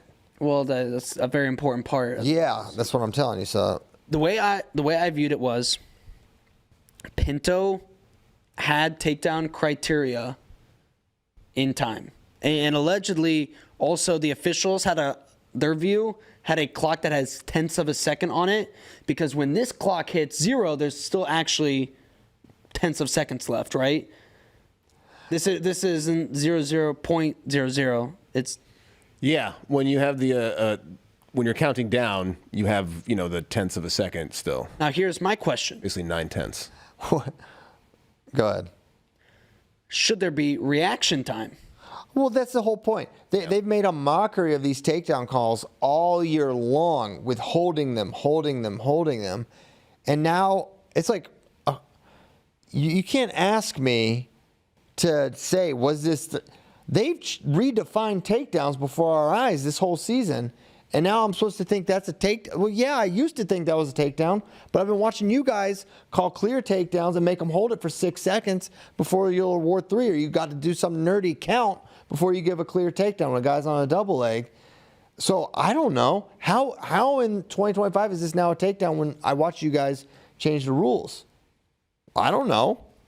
So if you had asked me to predict how the officials would call this, I would say no takedown. Right. So now that this got reviewed, I mean, the things we've seen this year. So if you missed it, if you forgot, if you're just listening, Pinto fires a double leg and puts Bronigal on his hip a tenth of a second, before the clock hits 0. But then within 1 second, basically, Bronigal kind of locks in the crotch, where if you pause it for literally half a second, there's takedown criteria where Pinto has both legs, Bronigal on his hip. He's not locked in the crotch, but then seamlessly Bronigal goes right into the crotch. But that's after time has expired. Right. I'd like to see him get how he got to the leg. I mean, I watched. Bronigal's running away. I know. That's what was so kind of cool about it, how he was able to get to the leg as Bronigal. Yeah, I had similar thoughts to your CP. It's like, if you want to call takedowns that quickly, then great. But all year long, that would not be a takedown in so many other situations. There's definitely not reaction time the way they've been determining how long reaction time needs to be or what needs to happen to prove reaction time. So they didn't call it a takedown. It didn't look like a takedown based on that criteria, but then they reversed it anyway. So I'm kind of lost. If there's reaction time, you can literally never get a last second takedown. Yeah. I mean, which is sad. Here he goes. Oh man, he was so upright. Look, up, and then runs down. And now so the whole point to reaction time is, like, if there was another 10 seconds left, let's say, or whatever, are you awarding that takedown, or are you saying no, they're in a scramble? Right. No way do they award it otherwise. If they won't say, like, okay, it's there right there, and then time runs out. Do you think I'm not talking about what they have been calling. Yeah. Do you think that should be a takedown? I like it. Yeah. I'm not mad at it. I'm not either. You got 2 legs, you put them on a hip. I'm big on expanding the avenues for scoring. Right. And double leg guys, yeah. Reward the guy that is going out and getting, making action happen. And that's what I like. Completely get rid of reaction time. It does make it, I guess, easier to. I'm not gonna lie. I kind of like the no reaction time rule before. I don't know. Well, that was only it did make some goofy things. Yeah, but if you don't get put in that position, in my opinion. I feel like there has to be some. I feel like the more objective we make it, or the less subjective we make it, the better. And so if you can picture, I feel like you should be able to freeze frame a takedown. Personally, that might be kind of crazy, but I also, you can kind of do that in freestyle a little bit, with exposure, with whatever, and so that's kind of why I like it. Well, because if you keep saying, okay, well, it's not a takedown because of X, Y, Z, then savvy wrestlers are always going to do that, and you're just going to get less scoring. I don't know if I want to get rid of reaction time or not yet. I don't know. You really hate reaction time. No. This season. Another flag. That's not reaction time. That's it not is, though. What they're doing. No, they're honestly, it's. You want reaction time in certain situations. They're scared. No, they're scared to say what's so. They would rather just sit on a fence and not make a call than to. But you also can't say, okay, 1 second is reaction time. I didn't, and I did not say that. 1 Then second. what's the solution? You want reaction time, but you don't want a one JD, rule. You got guys on their backs for 4 seconds. You got guys that are in double legs for 5, 6, 7 seconds, and they're not giving takedowns because they're waiting for some neutral danger count to happen. So what would you have the rule be? When they have the takedown, you award it. So that would be no reaction time. No. You put a guy down, he holds still, you get it. It's like, listen, I can't talk That's through the way the rule's written. It's up to the refs. It's not. You want ref discretion. That's what you're saying. When the ref decides he has a takedown, he calls it. But it's the way that the discretion has been utilized. It's been totally altered, JD. It's totally different from how it used to be. You have to they go changed back it to not worrying about what the rule book says for neutral danger or whether or not he doesn't have. If there's a takedown and you see it, and you got to know it when you see it, then you got to award it. But don't you think the way the rules are right now just leave more room for that? It didn't used to. The takedown has not changed. You forget the rear standing catastrophe. Throw that out. But just the regular takedown, how it's been, they haven't changed that rule at all. They've gotten some room and just said, hey, here's how we're doing it now. And now they're doing it differently. That's what I don't like. And things that have been always takedowns aren't anymore. And I'd like to say that both Pinto and Bronigal are great guys, so I was going to be happy with the result no matter what. Very good guys. I felt on the broadcast, so I was in the plane. I was on the plane, and I got the Wi-Fi and everything to work on my phone, so I was living luxurious and 30,000 feet in the air. That's what's up. And they kept cutting to the Bronigal family in the stands. Yeah, they're getting a lot of airtime. It was rough, and I felt bad. It's like, stop showing them. Oh, it was good for most of the match. Yeah, until it's not. Yeah, until it wasn't. We're Yeah. an hour 42 into this show, by the way. Jeez. That's what happens on conference weekend, baby. Pick it up. All right, 174. Maybe the match of the weekend. Keegan O'Toole, Dean Hamity. Let's start in the Big 12 at 174. Man, it felt like it was me. I guess we've been talking about It was me, Connor, Bray, and my dad and my son watching it. And we all were like, this is over. Like, Dean's got it. I don't know why we were so confident. But it just, the vibe, Keegan didn't seem like he had his best game that day. We know he missed a bunch of time with injury.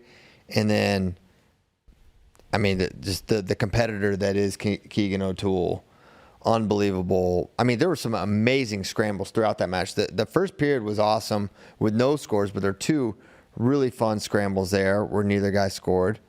But it felt like Dean was close. And then Dean gets the takedown.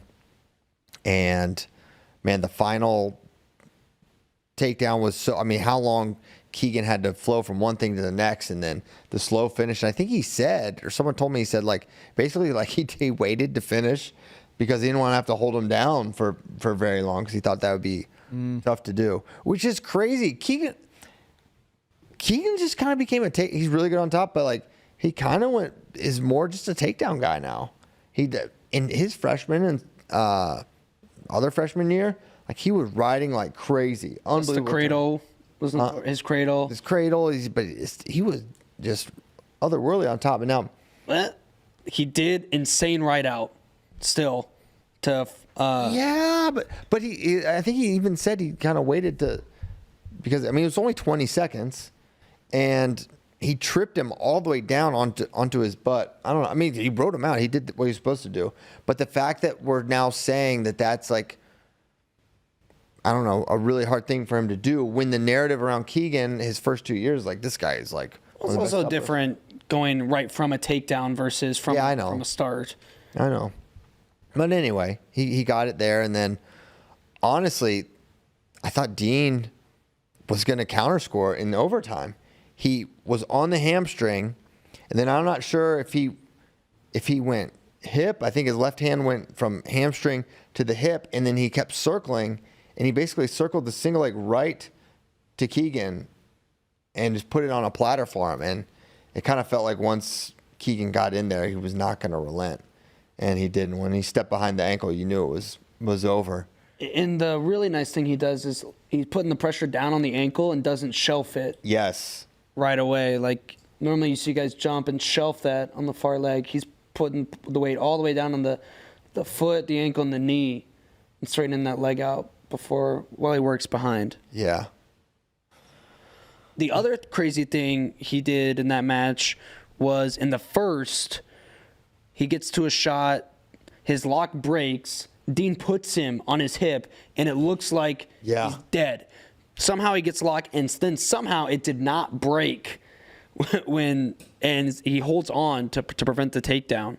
That was crazy. He did some weird stuff there too, like how I can't even describe it. It's so beyond me and what I understand. But like he extended and he just all of a sudden his knees are under him and he's in like in a good position. Like he did it in a way like not many people do it. It's a good way to describe Keegan's style. Is a way that you don't. It's like incomprehensible. It makes it so much fun. Right there. That's what I was like. How did he end up there from the position he was in? And then you think you see those positions like enough times where you kind of know how they're going to play out in almost every other match, and then it's like, nope, Keegan factor. Yeah. Askren train, baby. Yeah, baby. Another point I wanted to make with him keeping his hands locked, and his wrestling IQ is absurd.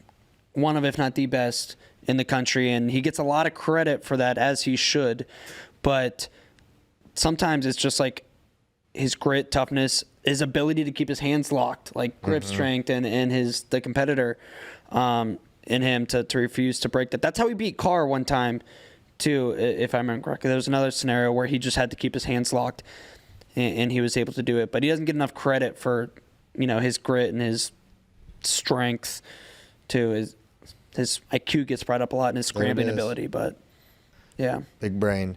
Yeah, now, all eyes are on, the Levi Keegan part 2, that showdown. Well, let's not jump ahead just yet. Levi's got a semi with that guy that just took Keegan to the brink. Who does? Oh, Levi? He's got Hamity in the semi. Yeah. Yeah, that's not a next topic. Are you kidding me? Not next topic yet. The match between Keegan and Dean was closer than the match between Keegan and Levi. Wasn't the Keegan-Levi match controversial? Yeah. I just think Levi's going to win that match. I don't know. It's just Dean has been in these matches. He hasn't won them. He had the Big Ten final last year with Mitchell. That was 9-2. He had this one this year. I think he's really good, but I don't know if he's. I still think that's in the top 25% of the semis. That we'll see. What do you mean in terms of in my most anticipated, like in terms of that I'm most excited for? In terms of skill level, I agree with that for sure. But in terms of curiosity of outcome, I just don't have that. Not that I'm 100% for Levi, but of the ones I'm like, wow, how's that gonna go? Maybe I'm wrong, but I just. I just guess there are some weights where I might be less sure about who is going to win, but I am just still way more interested. Perfect example, McAnally Keckeisen, man, that's gonna be probably Parker, but Max he's clearly special.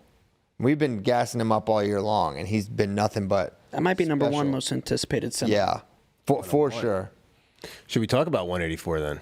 I'm good with it. I mean, Levi's kind of doesn't need much discussion. He dominated Pinto, majored him, looked good. That single leg, he's a high crotch guy generally, but he shot that right side single leg, and that's if he's gonna take out Keegan, it's probably that head inside shot. So, just something to bank maybe. I don't know if I think that do you think that the Hamity-Levi match is going to be fun? I feel like it's yes. Like I feel like I'm gonna be excited for it, and then it's gonna be just the most boring Levi crazy one. It'll depend on Dean 4-1 or something. If Dean, was this match not fun? I mean, it was 4-4 going into overtime. Both of those guys are really fun. Not to say that Levi's not fun, but like he's just so fundamental and he just wins. It'll be fun if Dean goes after him hard. Yeah.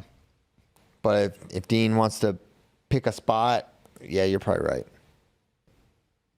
I think it'll be fun. I don't think it'll be like crazy scoring. I think it'll be similar to this one where it's 1, 2, 3 takedowns if it goes into overtime. I also match, but there'll be some good exchanges. Yeah, I also think it won't suck to watch. All right, 184. It won't suck. 184.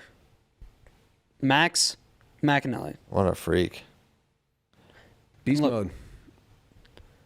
I don't think enough people are talking about the fact that Max's foot went off the map before Carter had takedown.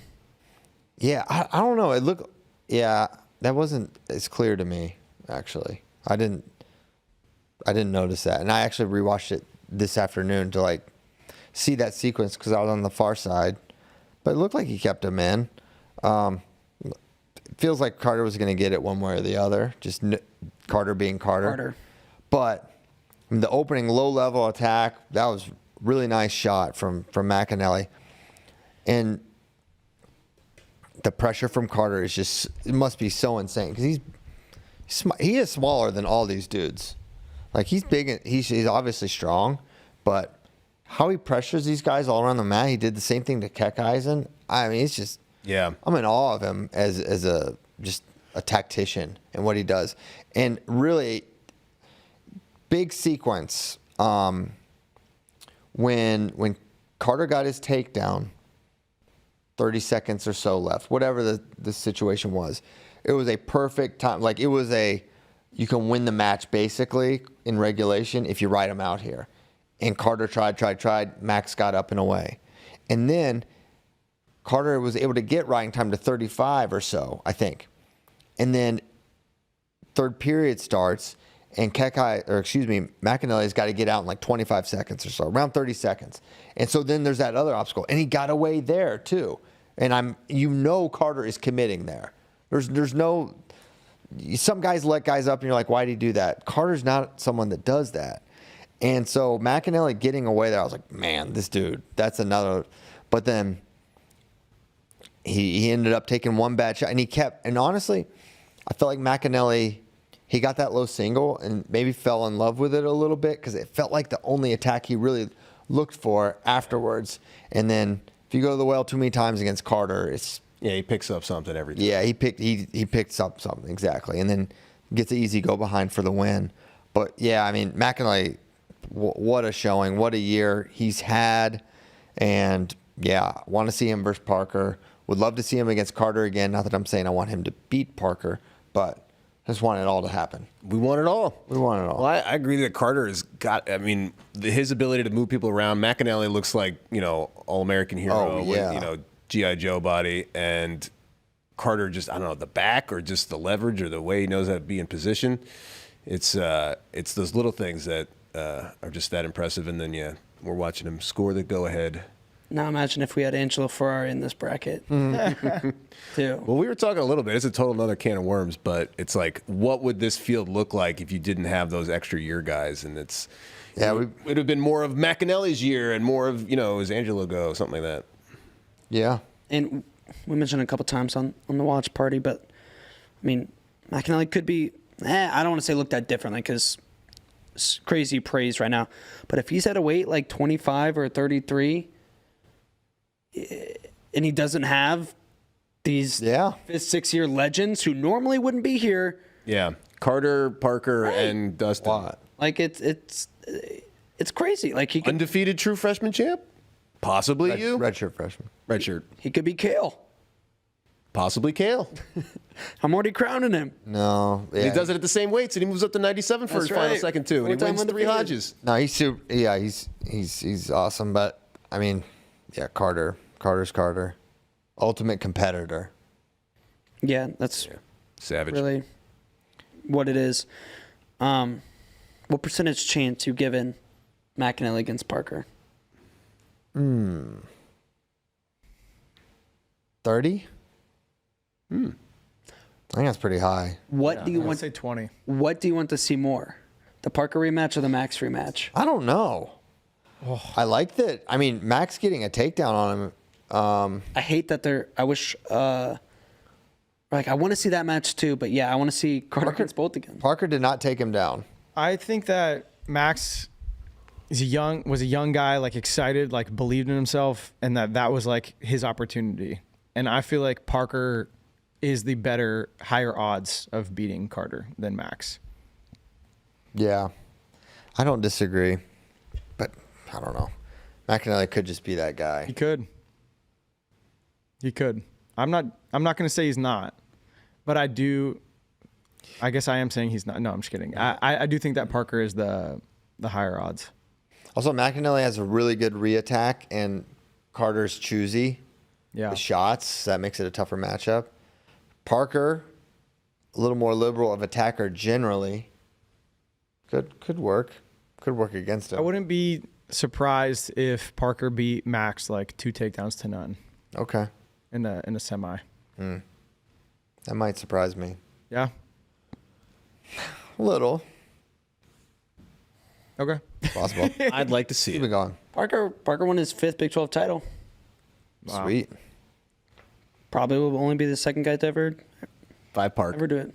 5 Park. Take that, Kale. We are rubbing up against 2 hours, by the way, boys. All right. 197.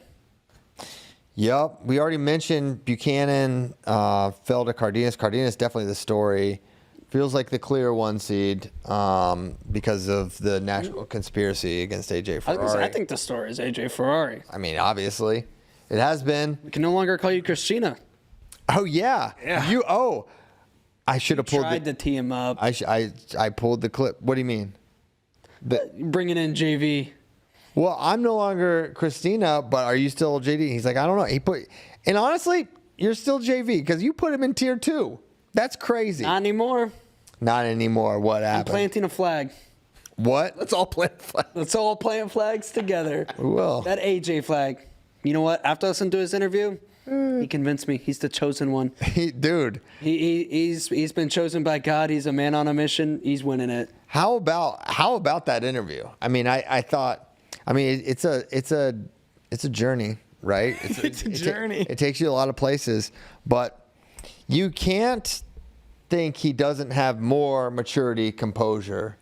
I was honestly shocked. Like, not shocked, but I was impressed. And even more than the interview, sounded like a different guy almost. Yeah, I agree. I mean, you can't. It's a humbling experience what he went through, and he went through it in front of everybody. Right? He was going to Iowa. Dan Dennis and Alex Marinelli were in his corner. It was going to happen. And it went bad. And then so he had to pick up the pieces, make the best of a tough situation, and he's doing that. And I think he did a lot of soul searching along the way and figuring out ways. Now I'm not, no one's a finished product in this world, right? And he's going to have to remain vigilant and keep doing the right things, but you can't think he's not a more mature, composed person than he was a year or year and a half ago. Yeah. And I think that's feel how you want about AJ. I've been really consistent, and he obviously did not like a lot of the things I had said about his conduct. But AJ, I think I said this on FRL. AJ on the path, being AJ, but within the boundaries, is good for wrestling. He is His freshman year, it was a huge story, and that everybody loved talking about how he brings all that extra attention. Yeah, except there's no one like him. No one. And so, yeah, I think it's great for wrestling. Do I love everything he does? No, of course not. But I mean, I like what I saw this weekend, and I do think he's going to win. I do too. Oh my gosh. But I love this. You could also look at it as his only top 15 win or whatever this year is Stephen Little, who was concussed during that match, and AJ didn't get a takedown. AJ doesn't think he was. Despite that, I saw enough. He's winning. I think you could have easily held your ground. You could have held onto your flag tight. And, JD, you got your flag planted? And you did. Let's plant it over here. But you, because really he's wrestled one All-American this year, you know, and I think where my flag's going. You could easily say, no, I haven't seen enough, and you could easily. I mean, he didn't take him down. Right? That's what I'm saying. You could. Well, there's territory to be an AJ skeptic. I think to me, he grew that mustache. Bo Bartlett grew a similar mustache. Those type of mustaches are what's helping these guys win. Okay, so he looks good enough to win. Well, we're trying to go. He looks really good. I do think he can win. I think I agreed with his assessment of 197, and then it kind of got turned on its head at Big Tens with Cardenas running through Barr and Buchanan, but close matches both. So. Is 100% Carl be the 1 seed and not the defending undefeated national champion 184? I truly think there is also a placebo effect with him where he truly believes this is his destiny. He is chosen to do this. And I mean, listen to his interview. No, I'm just trying to think how that's a placebo effect, but go on. Well, but he it's not real, but he's convinced himself of it being real. God doesn't care who wins the 197 title, right, or whatever. But he thinks it does, and per capita. Yes, per capita. Per capita to consider. So believe it, achieve it. Yes, exactly. We've all seen those posters. Yeah. So he has ultimate belief in himself. I think this is a pretty good question. I don't know if you guys wanted to talk about it. Who will be the number 1 seed at 184, Carter or Parker? Because the All-Star Classic doesn't really factor Carter in, should be close enough to Parker that they can just shoot him up to number 1. But dude, I mean, if he's not, then it's he would have McAnally in the semi. What we think. I guess I wasn't really thinking about the seats at 184 because in my brain, okay, Carter beat him, but that match doesn't count. Carter's number 1 in coaches rank, right? I don't know. That's going to be he's number 1 in coaches rank. So I think he will be. That'll be what breaks the tie or breaks whatever. Right, because they won't have a head-to-head. 2 seed. They're both undefeated conference champions. But the 1 is actually super valuable with McAnally being an absolute problem. Yeah. And think about that. But but also partially because I think he's just going to be the 1. Yeah. It's time to do the right thing, seating committee. What's that? Oh, that's right. They do need to do a lot of right things. We'll find out Wednesday. Wyatt Volker did great. Good tournament for him. Definitely could see him Volker, on the podium. Just classic Panther train kid, small town, Iowa, stayed at home, went to Northern Iowa, has gotten better and better throughout his career, finally got the title. Almost as well for the team. Isn't he a sophomore or a freshman? He's definitely not a freshman. He's not a senior yet. Sophomore. What are you talking about? Wyatt Volker. He's like a sophomore. Yeah, I'm not saying he's done. I'm just saying he's continued to get better. Yeah, for sure. And he wasn't some big time recruit. Was really good. Fargo All-American level. Probably could have gone, somewhere else, but wasn't super heavily recruited nationwide. Just to say I'm at the Panther train. Go Volk. Darn right. Panther train were pumped. They did awesome. It was fun to watch them.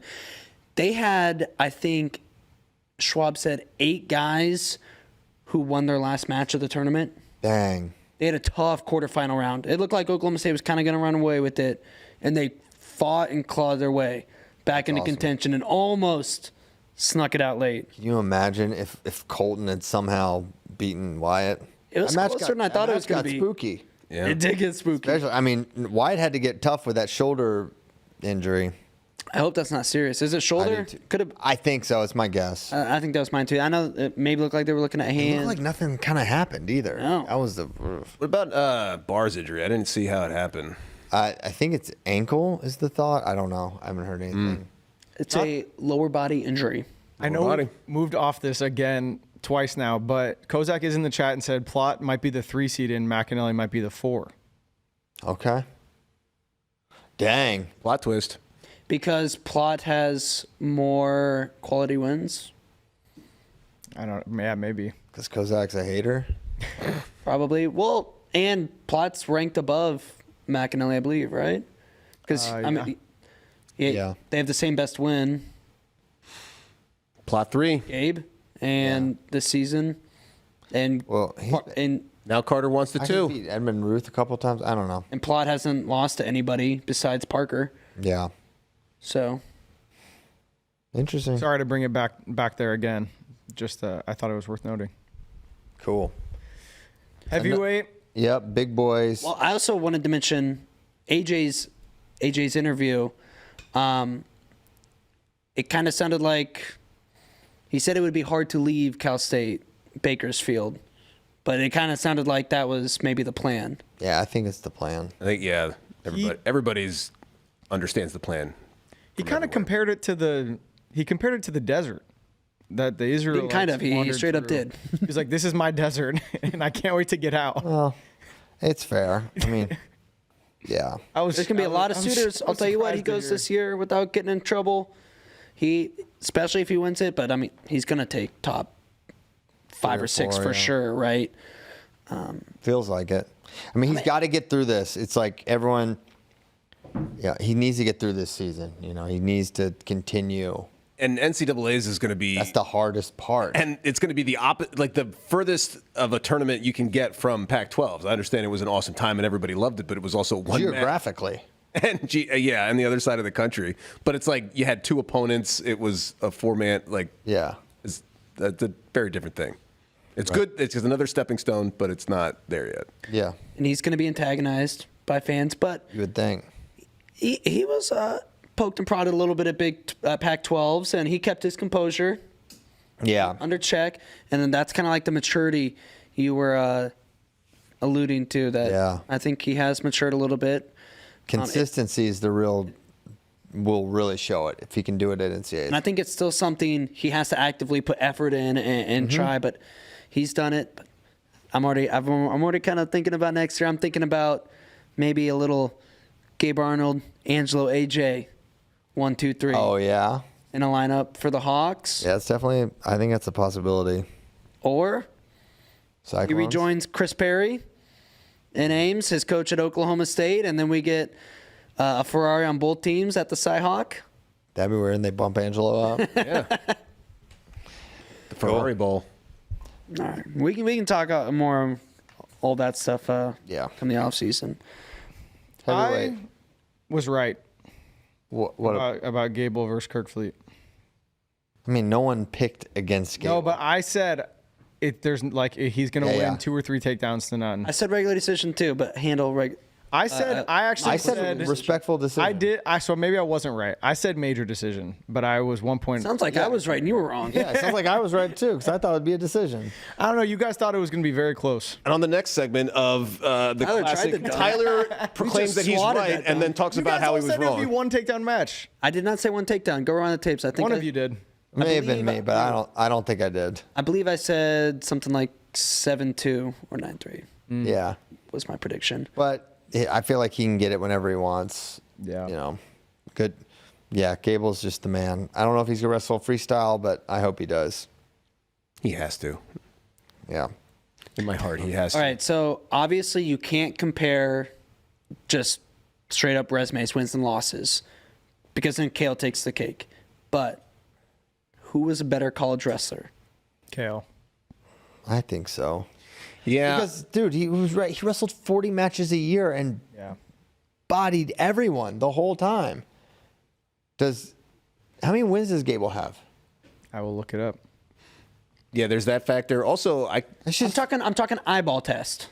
Dude, Kale's eyeball test was just as good. It was different, but it was like I know. He had 100%. He had 100% bonus. Gable has 97 wins.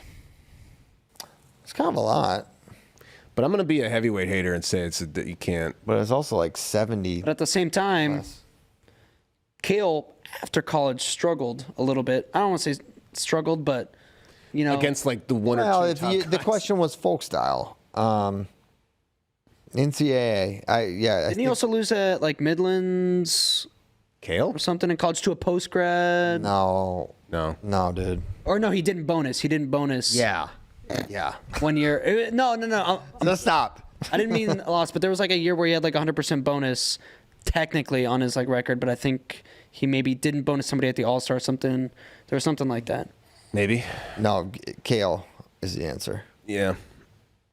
Because I feel like if you start factoring in like, well, what did they do outside of college, then you can start like bringing Jordan. Well, if you want to know had a better international career, you ask that, and I would say, maybe it'd be Gable, but college, there's no doubt in my mind. I didn't say career. I said eyeball test. I mean, what Gable is doing right now, what he did to Kirkfleet, it like puts him in these conversations where I was still stunned by how dominant that victory was. Where every position, it was like Gable did whatever he wanted, and Kirkfleet could only do what Gable allowed him to. He did. I mean, I think it just the losses to Kassar really do ding him, because what was that? Kassar's first year in the starting lineup at Penn State. Mm-hmm. Yeah, of course. Like I said, and I'm probably going Kale too. And of course, if you look at their careers, Kale had the better career. I'm just saying. Like right now, like did Kale ever do stuff like what we're seeing? But I guess is the question like who had a better career? Who has because who has the highest peak in college wrestling? I'd be willing to entertain more names. Yeah, that's what I said. That was my question. With the highest peak? That's what I said. Eyeball test. Who is the best? Who's the best? Well, eyeball test doesn't mean... Who's the best single year? That's not what eyeball test means. Oh, eyeball test is peak. Like who at their best was the best? Because if you... Well, then you can start bringing like a bunch of other people. Like I mean, let me know when Gable bonuses his way to an NCAA title. Yeah. I might let you know in Philly. You might not. I might not, though. Like you could start tossing like David Taylor in there and anyone who bonused their way through a tournament. Correct. Okay. Yeah, well, that would be silly. That's why you want to look at a longer... Yeah. I think, Kale. Kale's still number one. Go Cyclones. Go Cyclones. Tying it back to Iowa somehow. Anything else we should talk about on heavyweight? Well, I know Pitzer beat Trumble. Yeah, and Trumbull does not have a bid. Out. And he injury defaulted out. He'll get in, but but I know, but it's concerning. It's crazy. And now, there's going to be a lot of guys on the outside looking in because there's been a lot of guys that did that, or top 10 guys or whatever, that injury default or whatever, and now that's less available bids. But good for Pitzer. Yeah, nice win there. Mr. Pitzer. Tech wins. Pitt second. Didn't have that on the bingo card. Bit of a So Panthers. Panthers doing well. Good job. Your Hokies did well. How about that? It's Virginia Tech. Yeah, they did a good job.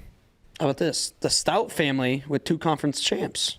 Wow. Oh, Luke and Mac. Maxed out. That's right, in different conferences. So they maxed out. You don't see that very often. Wow. Championship. 2 brothers win conference tournament the same year, different conferences. Pretty cool. Not even the same conference, let alone the same team. All right, we should go. How's your bladder? We're all getting tired. Yeah. It's been 2 hours and 12 minutes. Yeah, it's time to go. Thanks for Questions from tuning in and indulging 2 hours and 12 minutes of this. Wednesday night, bracket reveal show. Yes. Thank you to Lineup Legends. Go to Lineup Legends if you haven't yet. Get ready. Do it. Win $10,000. No reason not to. We'll see you next time. Thank you. Goodbye.